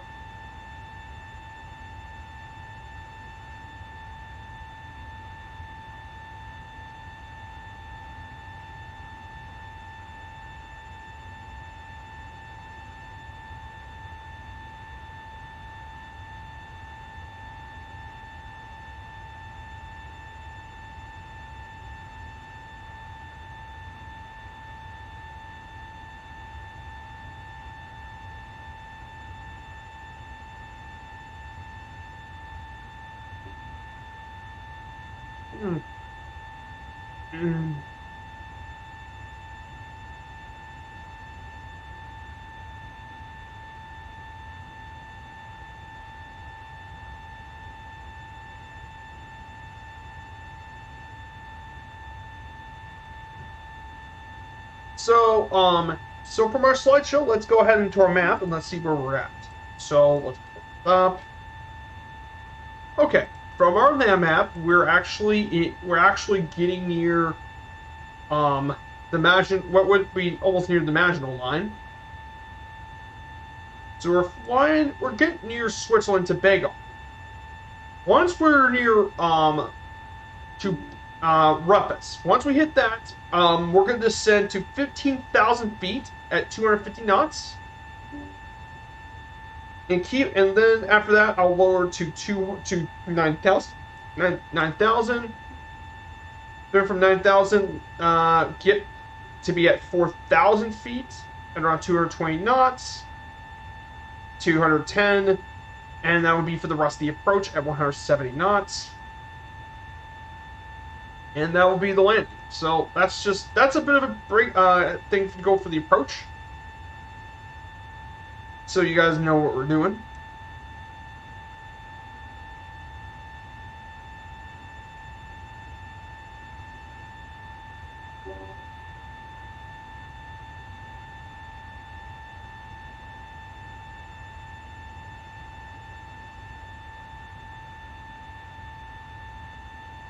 Man, it's just beautiful out here today. Let's go back outside and see some sounds.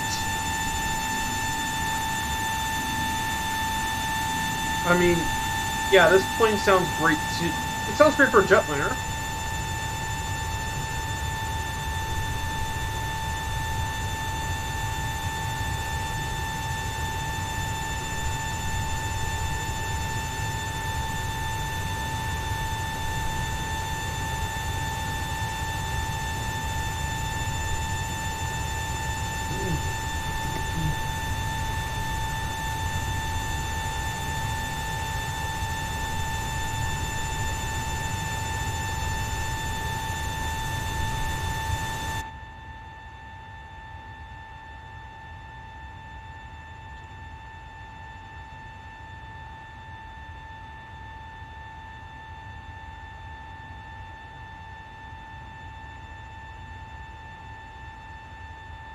I'm actually going to go ahead and descend to 35,000. I think 38,000 is a bit on the high side for this thing. I'm going to go ahead. Let's go level change.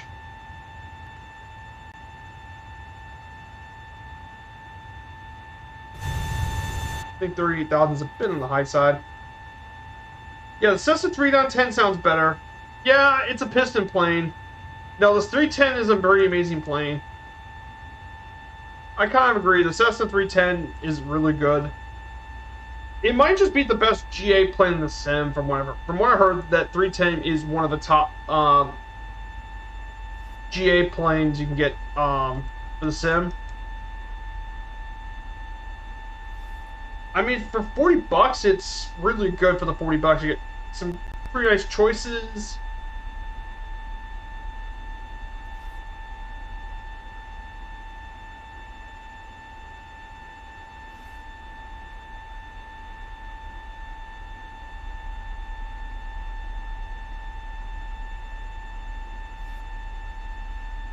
But I mean, I haven't gotten the 310 yet.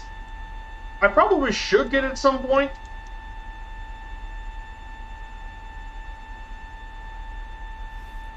Probably should get the 310 at some point, but maybe not now, but later.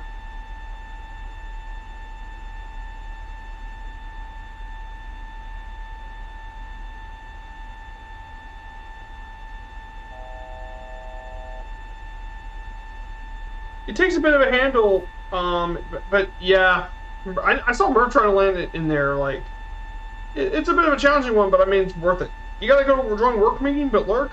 Hey, no worry, Purple Kona. I completely understand about work. I hope things go well at work for you, Kona. I know you'll be lurking, but I hope things go well.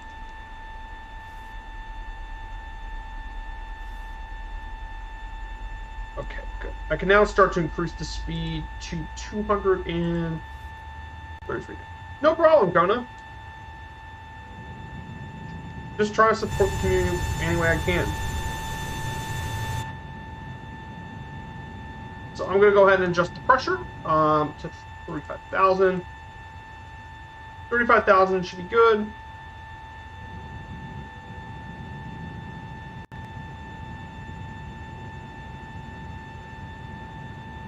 Let's increase to...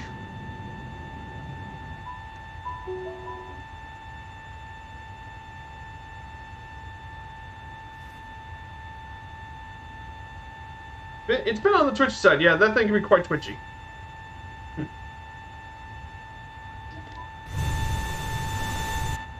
So we're getting near to the Alps. Now, some things about the Appalachian Mountain. I'm at the Alps, the European Alps. So the Alps are the highest and most extensive mountain range here in Europe. It stretches about 750 miles, or 1,210 kilometers, across 8 different alpine countries. They include France, Switzerland, Monaco, Italy, Liechtenstein, Austria, Germany, and Slovenia. They extend from Nice to Trieste in the Adriatic and Vienna at the Pannonian Plain. These mountains were formed over tens of millions of years ago as the African and Eurasian tectonic plates collided. Extreme shortening caused by the event resulted in marine sedimentary rocks rising by thrust into mountain peaks, such as Mount Blanc and the world-famous Matterhorn. In fact, Mount Blanc spans the entirety of the French-Italian border and is the highest mountain in the Alps, around 15,778 feet. And this region contains 120 different peaks that rise above 13,000 feet. And as a result, the altitude and rain and size of the Alps affect the climate in Europe, mainly in the mountains. They can vary greatly, and there's different zones. It's home to wildlife like ibex that can live up to like 12,000 feet, and the Edelweiss, which is grown in the rocky areas. The evidence of humans inhabiting the Alps goes back to the Paleolithic era, when they found a mummified man dated to be 5,000 years old. Most famously, Hannibal crossed the Alps with a herd of elephants, and the Romans had settlements in the Alps region. Napoleon even crossed them in 1800 with an army of 40,000 people as well. The Alps region has a strong cultural identity with farming, cheesemaking, and woodwork still exist in many of the Alpine villages. So this is just a little bit about the Alps we're going to be going through. Just a bit of detail and some research. Some things I've discovered.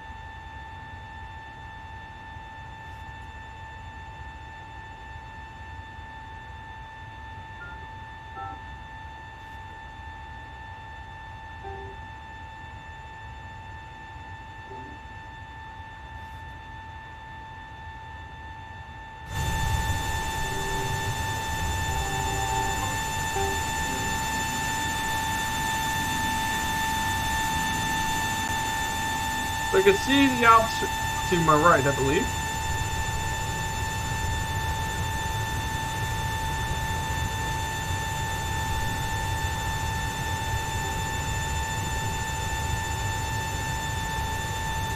So we are around 302 nautical miles left to go. So we're not far. We can actually get here pretty quickly.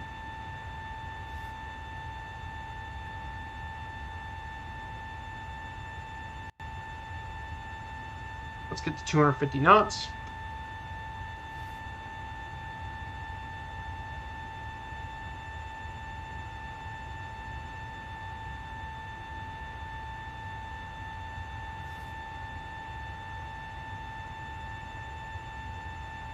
So, in terms of tourism, the Alps are known for a lot of the Olympic Winter Games because in the first half of the 20th century, they were held 3 times in the venues in the Alps, including the very first Winter Games in 1924 in Chaumont, the 1928 Winter Olympics at St. Moritz, and the 1936 Olympics at Garmisch-Partenkirchen, Germany. But they held a lot of games in the Alps.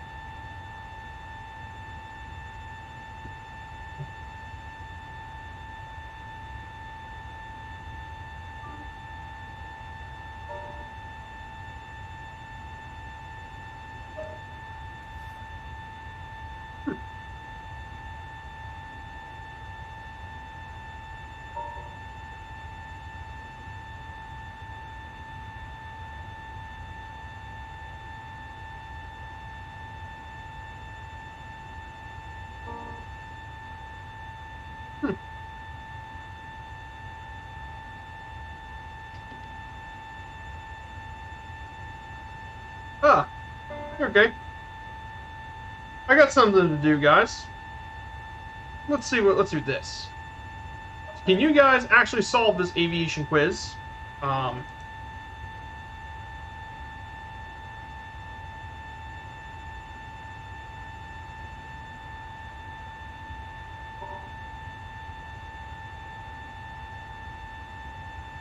So let's solve this while we fly. So can we ace this aviation quiz? This is from How Stuff Works. So let's start with the quiz. The era of aviation began with this type of craft: the hot air balloon, the jet, or the single-engine plane. Well, the hot air balloon didn't come until much later. In the jets, I'm gonna say single-engine plane.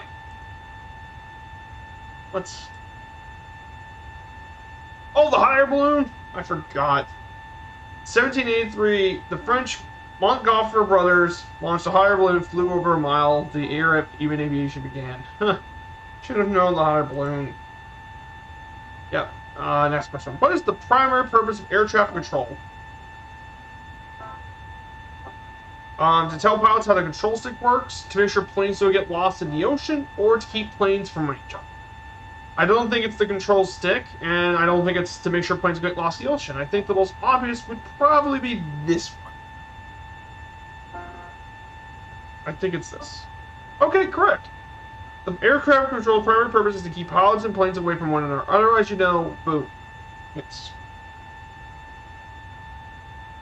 How do pilots know how fast they are traveling? A calculator, a tachometer, and an airspeed indicator. I believe airspeed indicator. A calculator is probably not what it is. A tachometer. I think from what I remember, the tachometer, enter, I think it is for the revolutions per minute. And it calculates RPM. And because I think this was an RPM, I think it's the airspeed indicator. Yep. The pilots rely on airspeed indicators to understand how fast the plane's moving. The device may register speed in knots or miles per hour. What is the defining traits of a biplane? I think it's simple. Bi, 2 wings. They're unmistakable as they soar through the skies, mostly filled with planes with just 1 wings. True or false? Were the Wright brothers the first ever to put a heavier-than-air controlled aircraft into the skies? I think it's... That's a good question, actually. Yeah. RPM is attack. I believe it's true. It is. There are several other inventors who carried variants of the aircraft into flight before the Wright brothers, but thanks to the 1903 efforts, Orville and Wilbur Wright were the first to put a heavier-than-air aircraft into action. Where would you find the control tower? I think it's simple. On the back of an airport. I don't think you find it in the cockpit or the back of a jet. It's at an airport. Control towers are tall airstrips around the world. Their air traffic can see better see the planes as they guide them out of the airport. The purpose of a fighter aircraft is obvious: to shoot down other aircraft. There's attack aircraft that are made to destroy enemy troops and blast tanks, but fighter planes are meant to shoot down other aircraft. What is general aviation? It's definitely not planes that carry generals to war. That is not that answer. I will definitely tell you that much. Commercial flights, but commercial flights go over for commercial aviation. So I'm going to say all unscheduled civil flights. Yep, got it. General aviation is an overarching term referred to all unscheduled civil flights. It can refer to pilots out joyriding, hang gliders zooming from cliff tops, or non-airline commercial air traffic is general aviation. Commercial flights, that is for commercial air traffic. So pretty obvious. The purpose of an altimeter is to gauge the altitude. Altimeters do not control the autopilot, and they don't reduce the air pressure. They gauge altitude.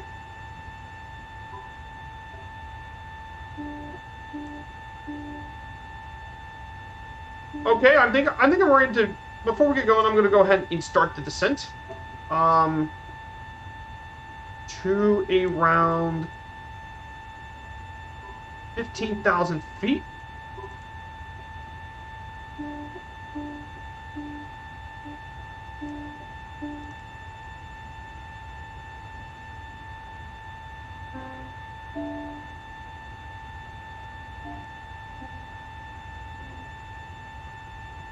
So I got the altimeter ready, and I'm gonna go ahead and descend vertical speed.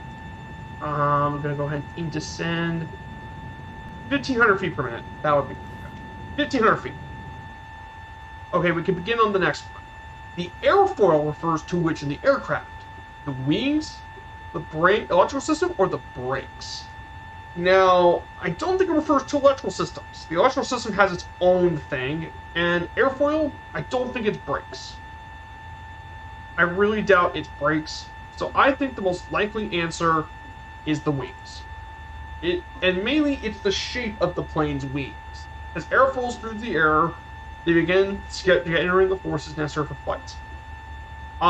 Which force helps planes fly? Inertia and friction both don't help planes fly, as they actually get them to land faster, but they don't help them fly. So, lift. So, airfoil moves like a fluid for width, and they generate force called lift. I know this seems simplistic, but even as newer pilots, it's still good to learn the basics still, even as an expert. The flaps are located on the wings is the flaps. Now, you can control the set of flaps in the cockpit, but the flaps are located in the wings, and definitely not in the cargo bay. And by changing the flap, you can change the characteristics of the lift, which can help them either land at a lower speed, land or take off at slower speeds, or to get them from shorter runways. Oh, when did military forces begin using hot air balloons for the reconnaissance purposes? The 1700s, because hot air balloons didn't start flying until the 1700s, so I think it's the most obvious. Yeah, as soon as hot air balloons were proven to work, military generals wanted them for combat, and they often offered high vantage point to scout enemy lines.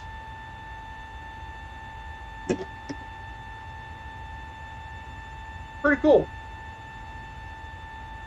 Which force counters thrust? I believe drag. Drag counters the thrust. I know viscosity does something with liquid. Yeah, drag. Drag is basically air resistance. For obvious.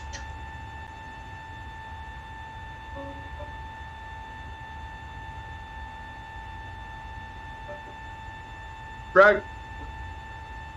Oh, okay, this one's an interesting one. True or false, do large airliners contribute to cloud formation? Contrary to believe, this is true, actually. Yes, they do. It's actually true. It's hard to believe it's actually true. Huge airliners that soar at tens of thousands of feet often lead long contrails. Those contrails do, in fact, help create high clouds of cirrus cloud formations.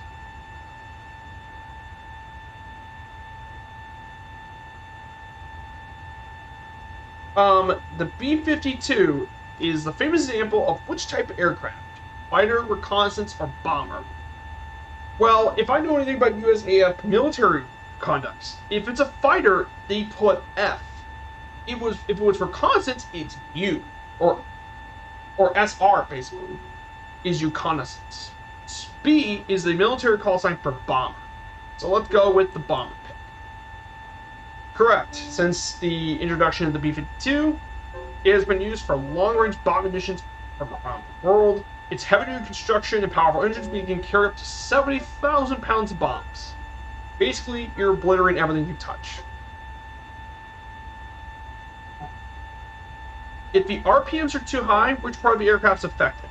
A pretty easy answer, but it would be really the engines would be really affected. So let's go with the engines, because their RPMs are revolutions per minute, and they indicate airspeed. Pilots who push their RPMs may ruin their engine and wind up crashing the plane. Exactly. Which indicates where the direction of the point's pointing. Glide slope deals with descent, so that's not it. I don't think it's a meta plane. I don't really know that term, so I've never heading would be the correct term. Heading refers to the direction the plane is pointed. Pilots who can't figure out heading should probably give up flying before they wind up as part of a crater. Yep. That is obvious.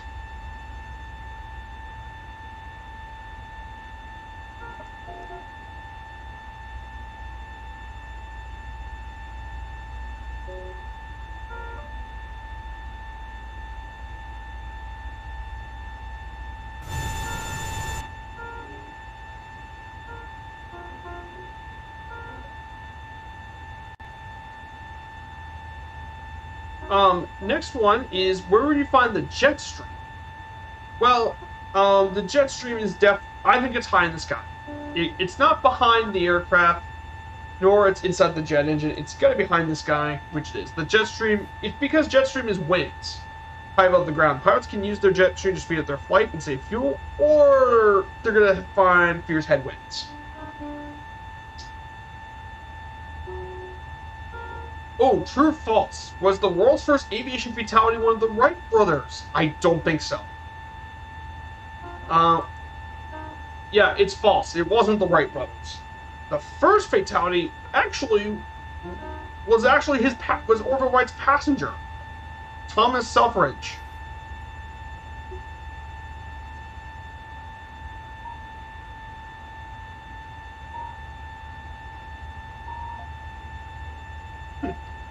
The pilot screamed "Mayday," not "Mommy," and "May the Christ power you." No.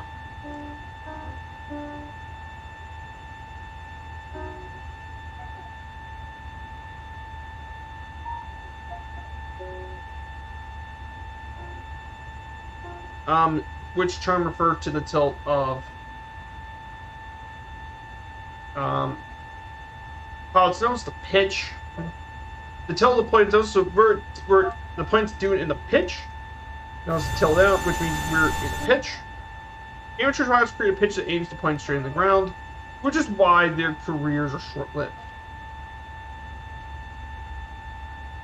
The ROC refers to rate of climb, which refers to the speed the planes gain losing altitude.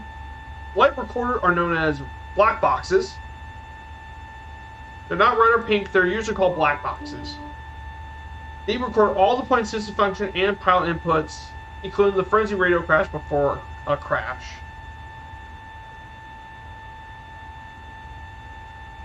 Yaw changes whether the plane's looking left or right. The yaw is behind the rudder.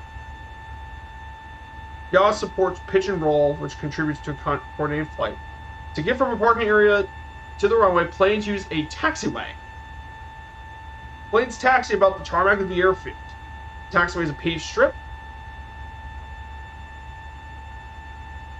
An aeronaut, I believe, is a pilot of a spacecraft. It's called an aeronaut. No, aeronauts are all men and women who fly lighter than an aircraft, like a balloon. Oh, I did.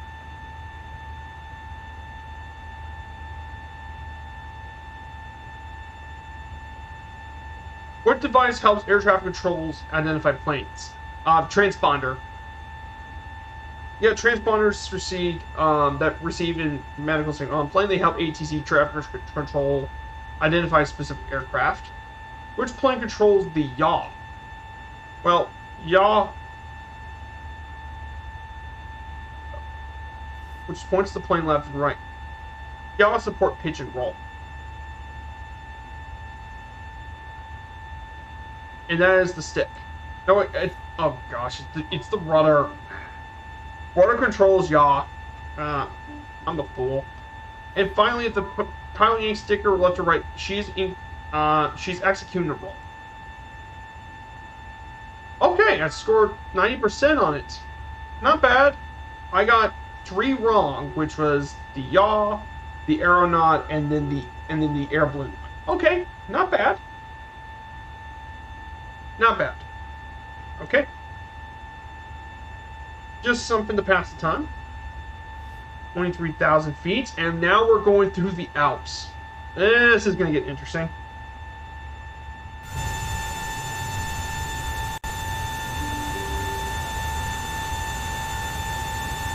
Oh, this is some beautiful area. Oh. Okay.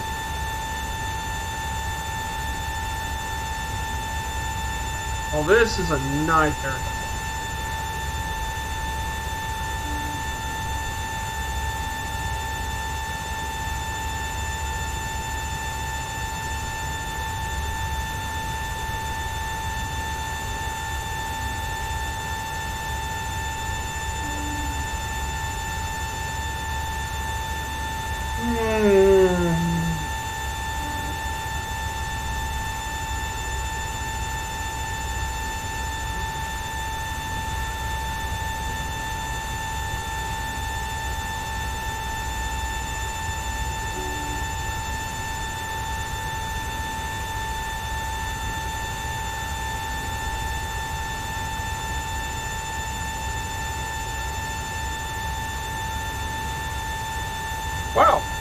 Are we? Well, if you want to look where we are, friend all, we're in the Alps. We just,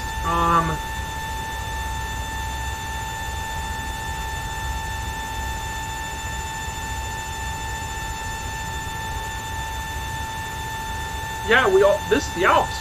We're crossing through, the Swiss Alps. We're on the lower end of them, but here we are. We're in the Alps. So this is going to be a good flight through the Alps. All right, brother, need to go again. Take care, Take care, Sergeant Staff. Thank you for coming by to my stream today. I really appreciate it. It's great having you here, Staff. I hope I get to see you streaming soon. I know you've probably been really busy.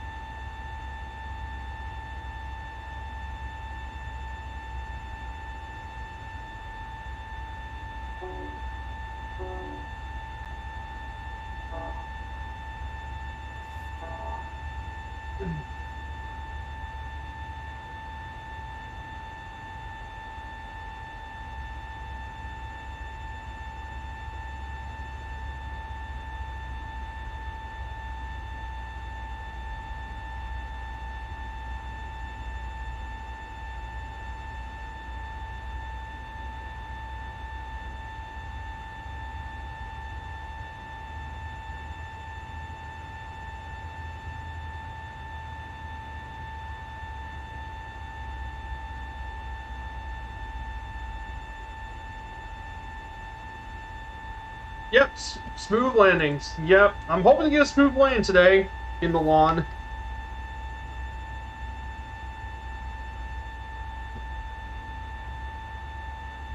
But yeah, descent's going to be good. We might reach 1,500 feet, 15,000. Once we hit there, I'm going to go ahead and descend to 9,000 feet.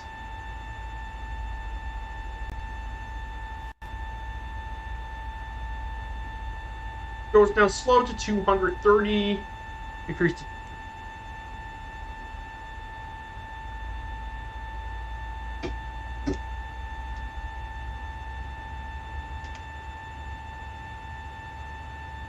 so Malapini's worth landing. It's actually pretty far from Milan. But if you guys don't mind, I want to talk about a little bit about Milan actually.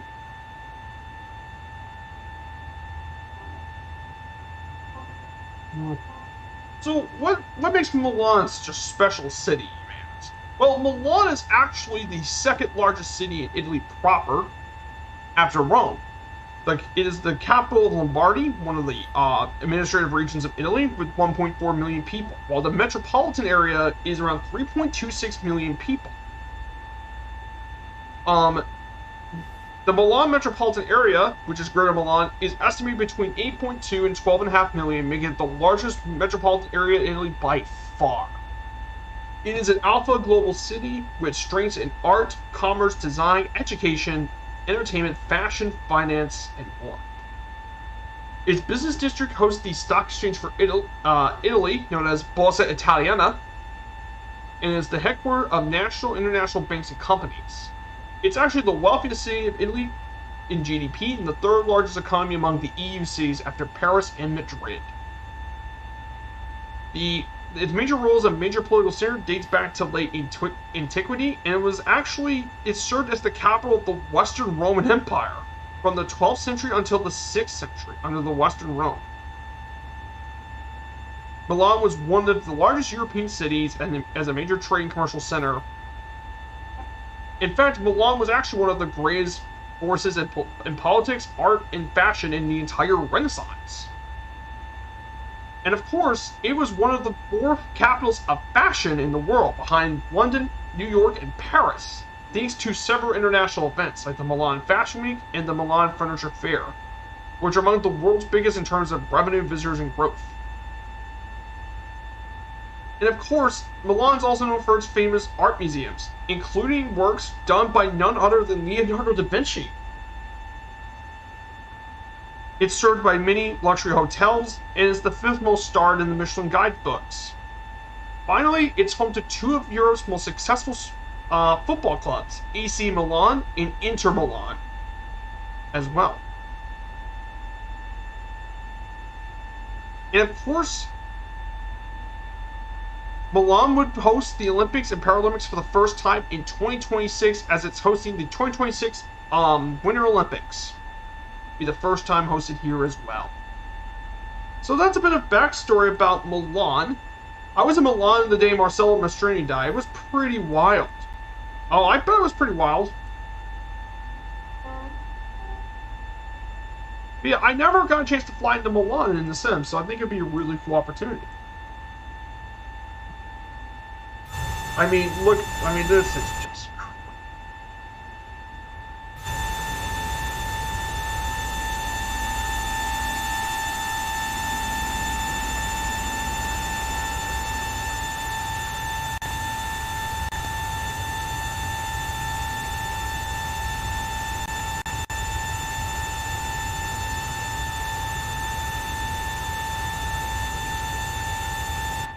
Just some absolutely insane stuff. I mean, this is stunning.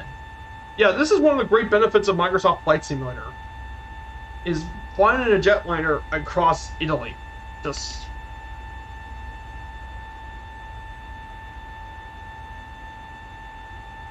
But, I mean, we're going to get some beautiful Italian lakes. And I've actually flown on stream in the Plaza, actually. And, I mean, it were just stunning down here. So doing an approach in an airliner, definitely very well worth it.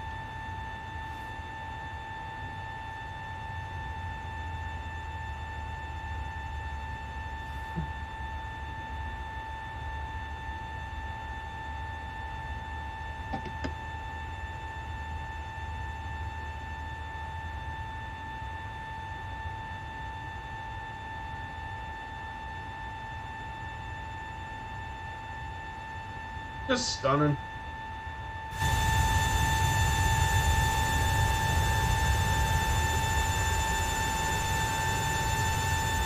Marcello Mastroeni, let me look about him.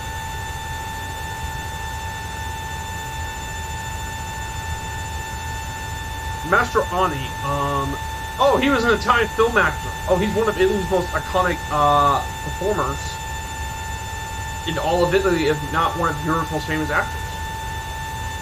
I didn't know about that. And he starred in many films, including Dolce Vita, the Lenote series, basically. He filmed in a lot of Italian movies.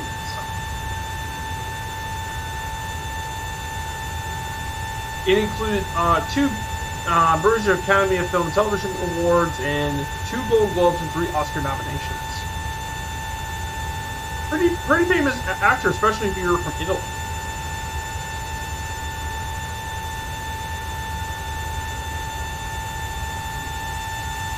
Basically, I think he was for Italy what Sean Connery was for the UK. And look at this. Oh, look at this. This is just... What a stunning... He was in lead in most of the important Fellini films. Yes, he was. I was researching it. I was just looking it up. Yeah, he was. He was the pet actor for the 5-time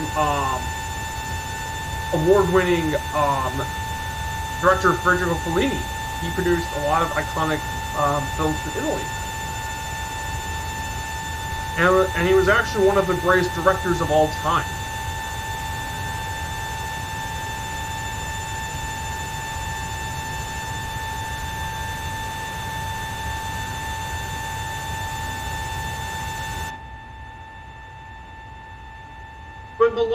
But Milan's also home to pretty much a lot of other people too. Milan's famous for a lot of other citizens as well. There's tons of them. Scientists and painters and all that. There's so many to pick. Sports as well. Yeah, I mean, Milan's a world-famous city.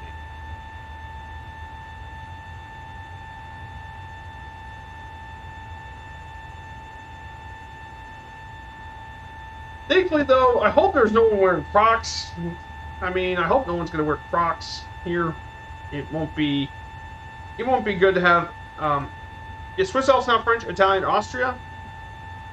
Well, we're flying in Austria. We're actually flying in the Swiss Alps because the territory we were in is covered by Switzerland and the national borders. We flew the Swiss Alps.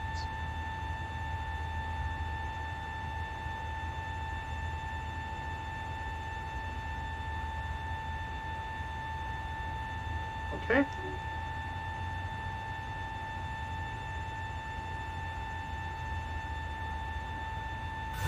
But I mean, just some absolutely stunning scenery here. And mind you, this is going to get updated. I think this month. I think this month we're getting the Italy World update, and this place is going to be totally updated. So this place is going to be absolutely incredible. I gotta say, this is going to be fantastic.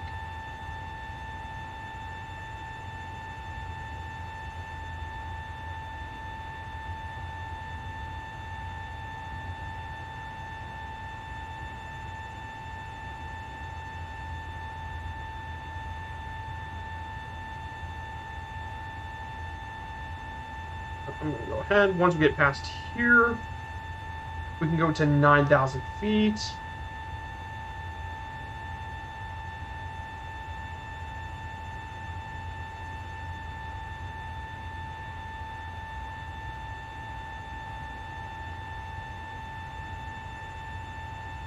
But I mean, this is just incredible. Okay, let's get.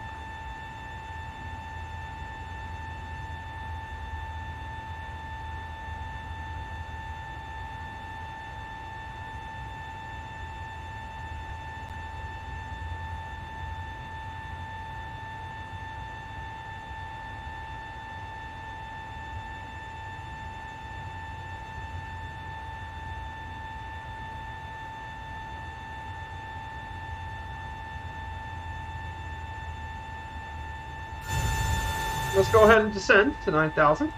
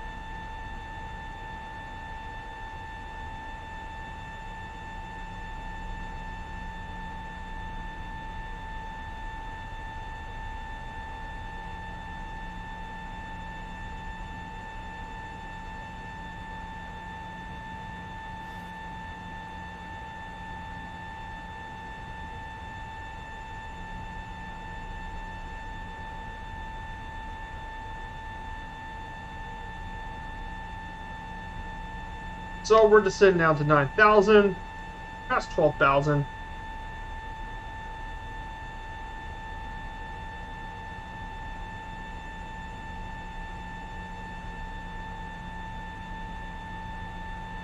So Milan also served by quite a few airports. There's a couple of airports. Linate is actually the city airport, and it's mainly used for the domestic flights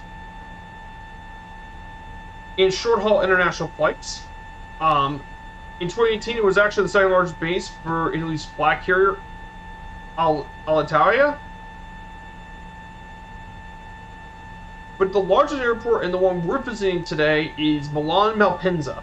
Milan Malpensa was actually founded quite a while ago, but this airport is the second largest airport in Italy behind the one in Rome, Leonardo da Vinci International. It handled 28 million passengers in 2019. It's the 20th busiest airport in Europe in 2018.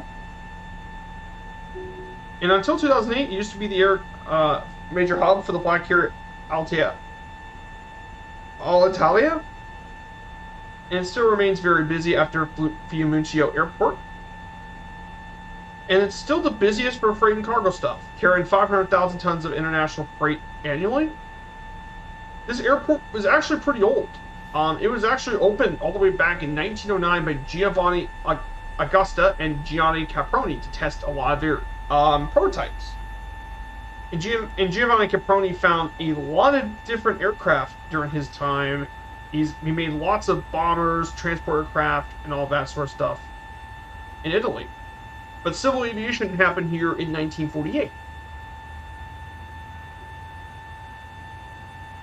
Let's reduce the speed to 230 knots.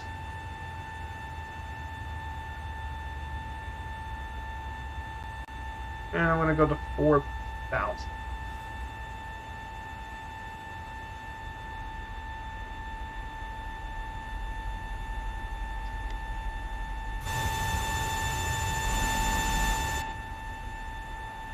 This airport currently serves a lot of different destinations from around the world. Athens for Asian Airlines. Aer Lingus flies here from Dublin. Ryanair does it. EasyJet uses this as a major hub. Neos, Neos is actually doing flights from here. Wizz Air from Hungary does flights. Ryanair flies here. Oman, Qatar Airways, Emirates, Etihad Airways, the second flag carrier. There's a lot of planes that fly through Malpensa. The most popular domestic route is to Catalina, Sicily, and the busiest international route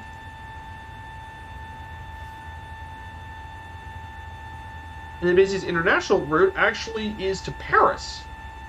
900,000 people from Paris visited there in 2018, followed by Amsterdam, Barcelona, London Gatwick, and Madrid. All visit from the airport.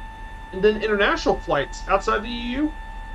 Number one is JFK Airport in New York, followed by Dubai International, Istanbul, before the sanctions, Moscow, and then fifth is Doha in Qatar.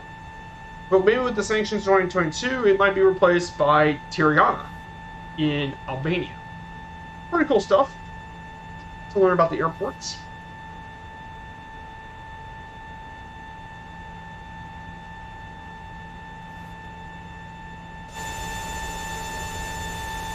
Just going to turn on the air brake a little bit, just to speed up the descent.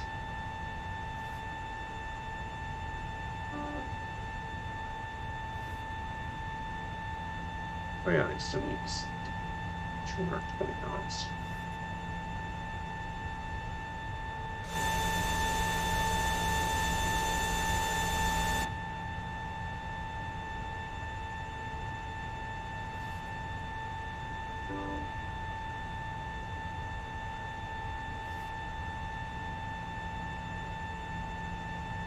So once we do that, we're just going to stay around 4,000 feet and just circle around at 210 knots. Do most of this. We're just going to circle around through the Po River and we'll make our landing. So this would be pretty much the final leg of this trip. I want to thank all of you guys for joining with me today. I really appreciate it. I want to thank you guys so much. I really appreciate you guys are coming by. I hope I was entertained enough to actually do this. I know flying airliners is still somewhat new for me, mind you. That this is still somewhat new. But I hope to make this a bigger part of my streams and some for the Wednesdays to become more of a operations for the virtual airline.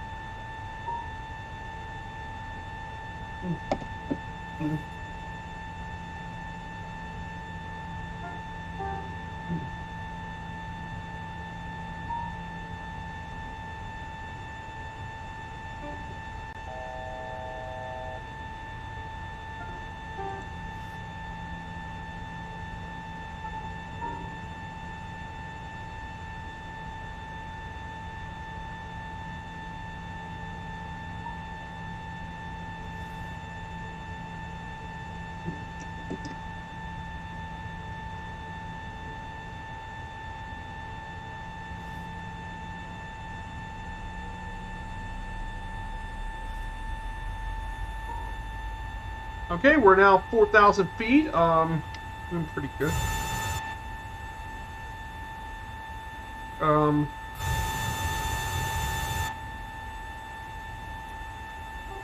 Just turn on a bit of the flaps. Okay, turn on a bit of flaps. This thing slowed down a little. So we're gonna keep with it. I'm gonna lower the speed to 210 knots. And we're going to be like this for most of the flight until we get to 200 knots.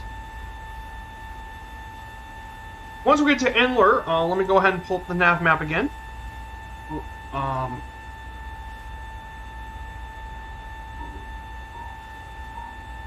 So once we fly to here, we'll stay at 4,000 feet until we get past Endler. Then descend to 3,000 feet for the approach. And then we'll land at Malpensa. So this should be pretty good. So yeah, that is pretty simple route. Once we do it, I'm hopefully going to get done and we can raid Murph. Raid the two-tone.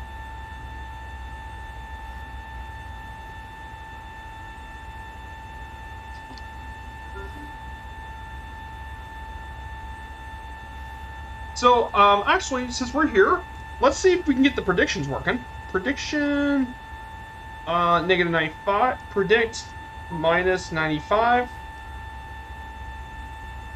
Okay. It's exclamation point predict. You can predict the landing. This should be pretty good. We should see how much we landed.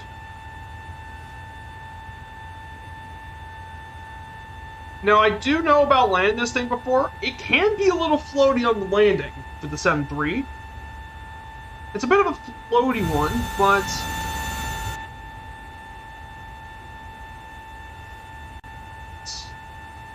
because it stalls out at a slower speed than the A320neo.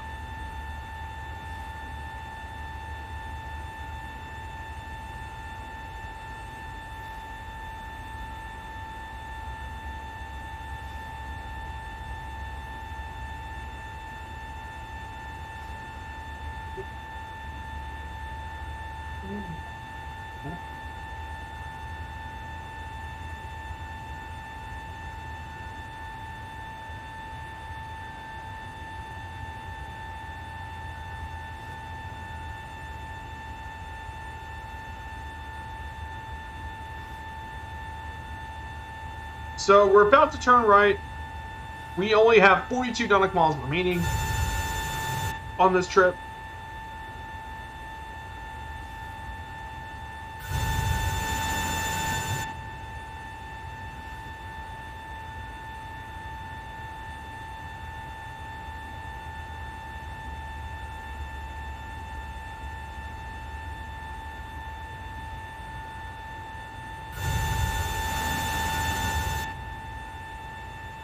So once we land here, I'll go find somewhere to taxi. Hopefully, taxiway and land back one of the gates again. And then we can turn off the aircraft and we complete the flight.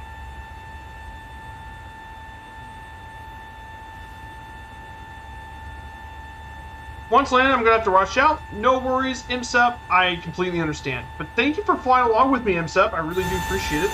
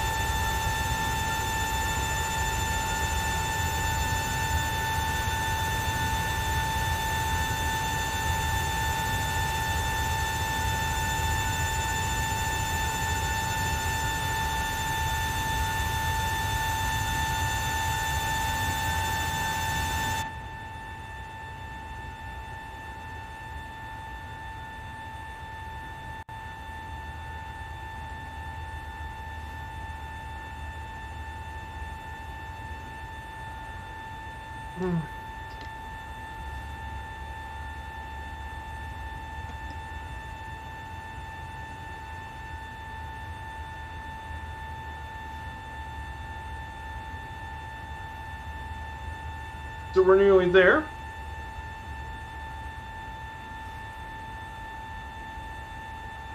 Oh, we managed to get 2 more people join the airline today. Devil Dude was one of them.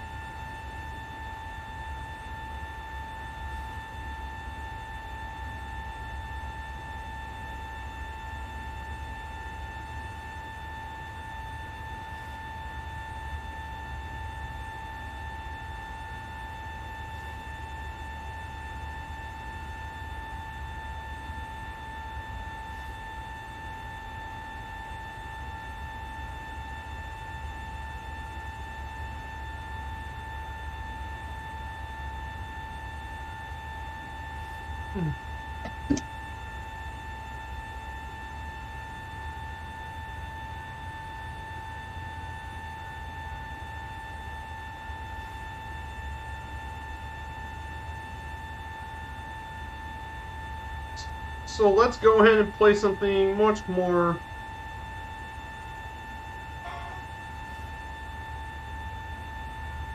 So we gotta pick something much more exciting for this landing. So let's go ahead and land.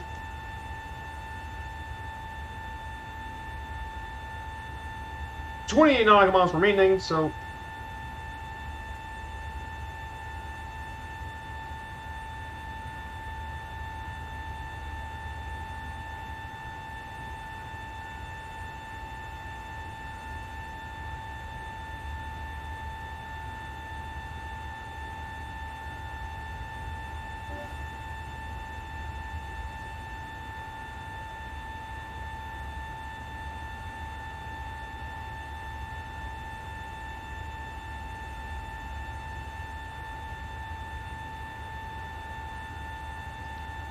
okay, so go ahead and reduce the throttle again to 200 knots. Indicated airspeed 200.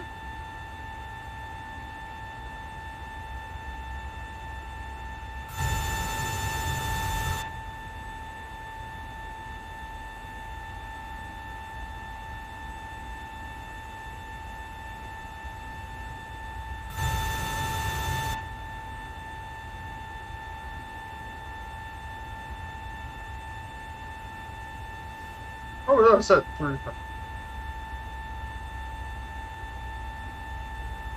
Oh, yeah, it was actually set for 3,900.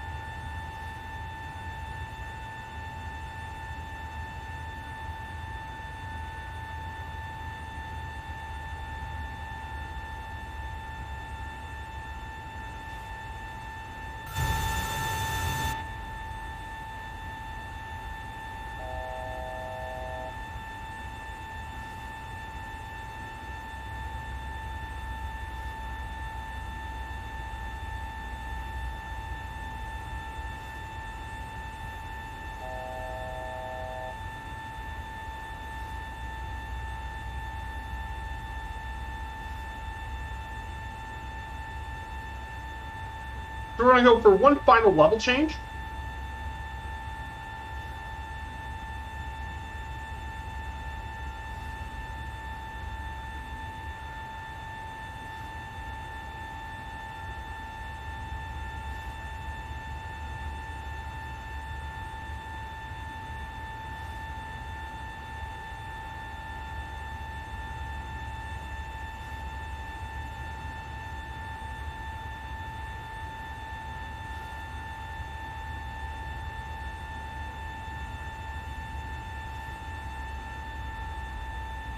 I'm going to go ahead and descend the landing gear. Let's drop the landing gear, actually. Get ready to land.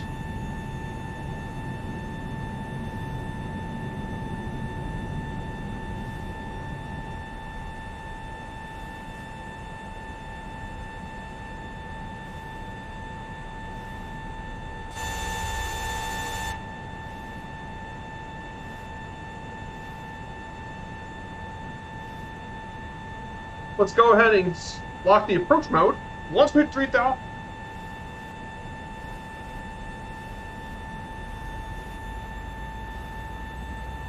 Hey, Viber, hey, Muse fan, I found this thing to be really good. I still need to set up more, like the FMC stuff. I know Dougal said the FMC stuff I'm struggling, but I'm doing everything else is doing great. I'm getting ready to land, actually.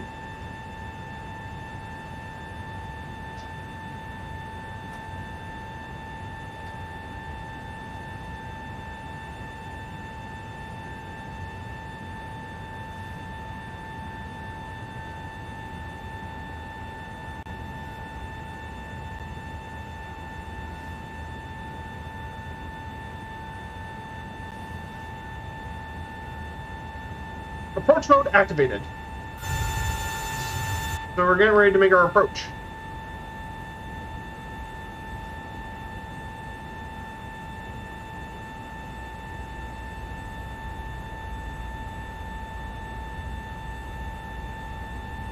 So we're about to land here in Milan, Muse fan.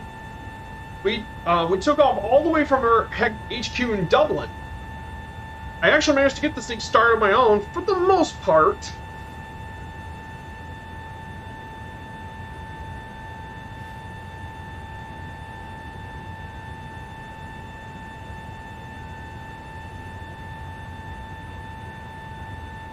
Yeah, but we're about to land in Malpensa, which is Italy's second business airport in Milan. We're delivering passengers for the Milan fashion stuff.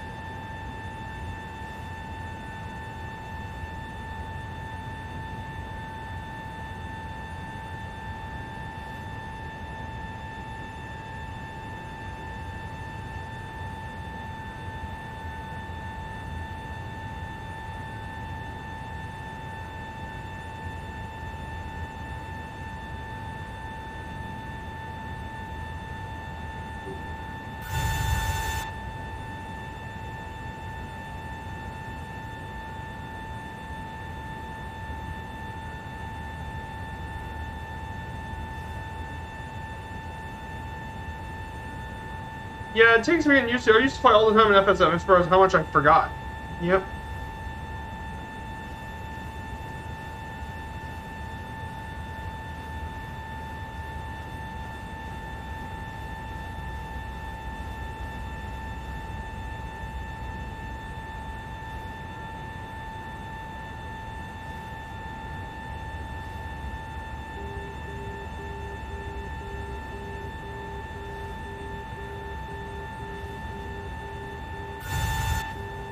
I'm going to go ahead and turn off the autopilot and start making my descent. I'm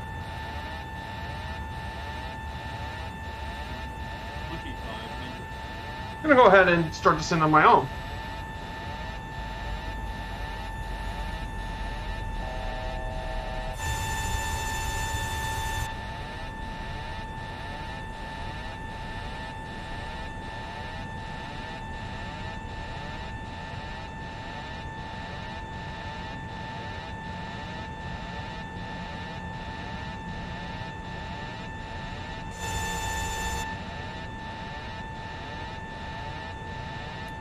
Turn off the auto throttle.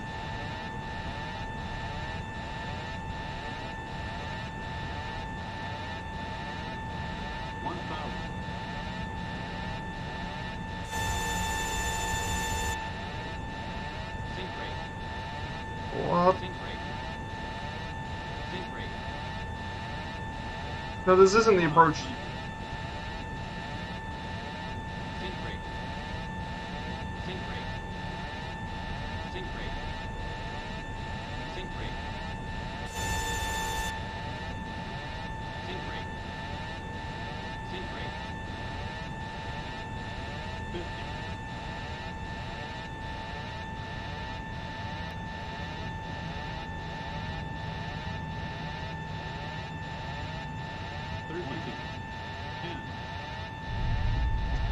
Oh! Oh! Oh my goodness! Reverse thrusters! Oh! Oh my god! Now that is a perfect landing! Oh my god! Oh my goodness, I could have taxied. Oh my goodness, I can't believe it. I actually pulled it.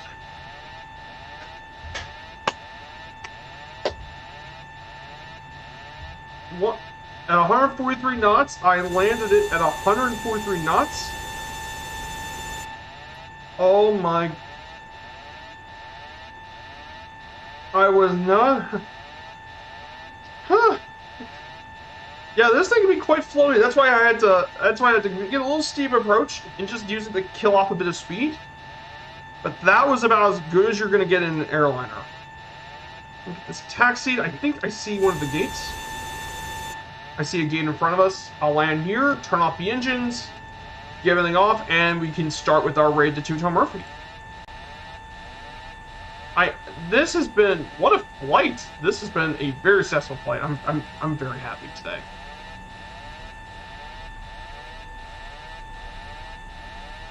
Guys, seriously, this has been amazing, guys. So I know today Murph's going to be doing the news.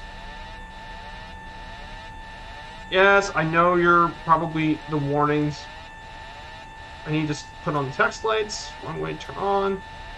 Forgot to turn on the lane lights. I'm forgetting.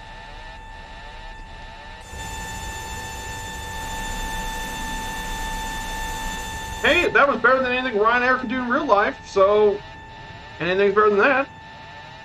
I think you guys can even agree with me on this one. Good stuff.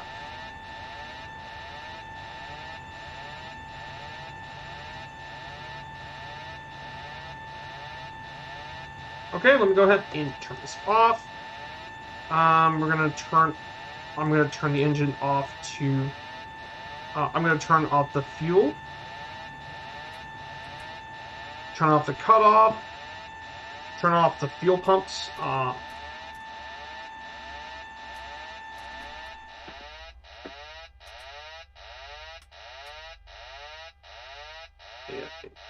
Engine bleed off.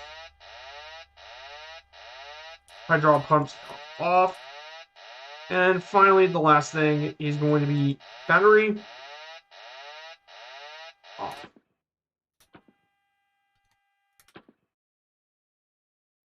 And that is going to be it for today's stream. Holy crap, guys.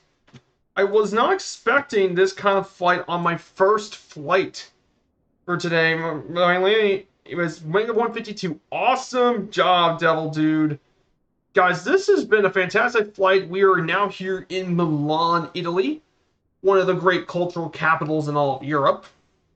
And I managed to actually make a butter landing, a perfect landing of 181 feet per minute. I mean, what a great way to end today's stream.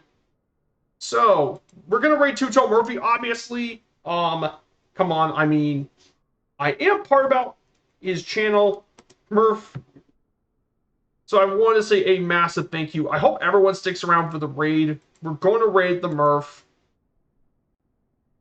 And I want to seriously thank everyone so much. So for this upcoming week, on Sunday, we're doing a new tour. A new city tour is going to come out, and we're going to one of the capitals of the world, London. We get to learn all about the historic places, from Buckingham Palace to Big Ben, London Heathrow, Tower Bridge. We get to learn all of that. And next Wednesday, we will do some more Firefly Air Ops.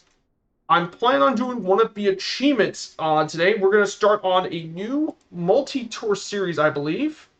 I think we're going to actually do a multi-tour series. We're going to fly through the Philippines, actually. We're going to do several legs of the Philippines flight. So I think this would be fantastic. Thank you guys so much for coming here on. And thank you guys so much. Viper Strike 95 is signing off, and I'm out. Take care, everyone!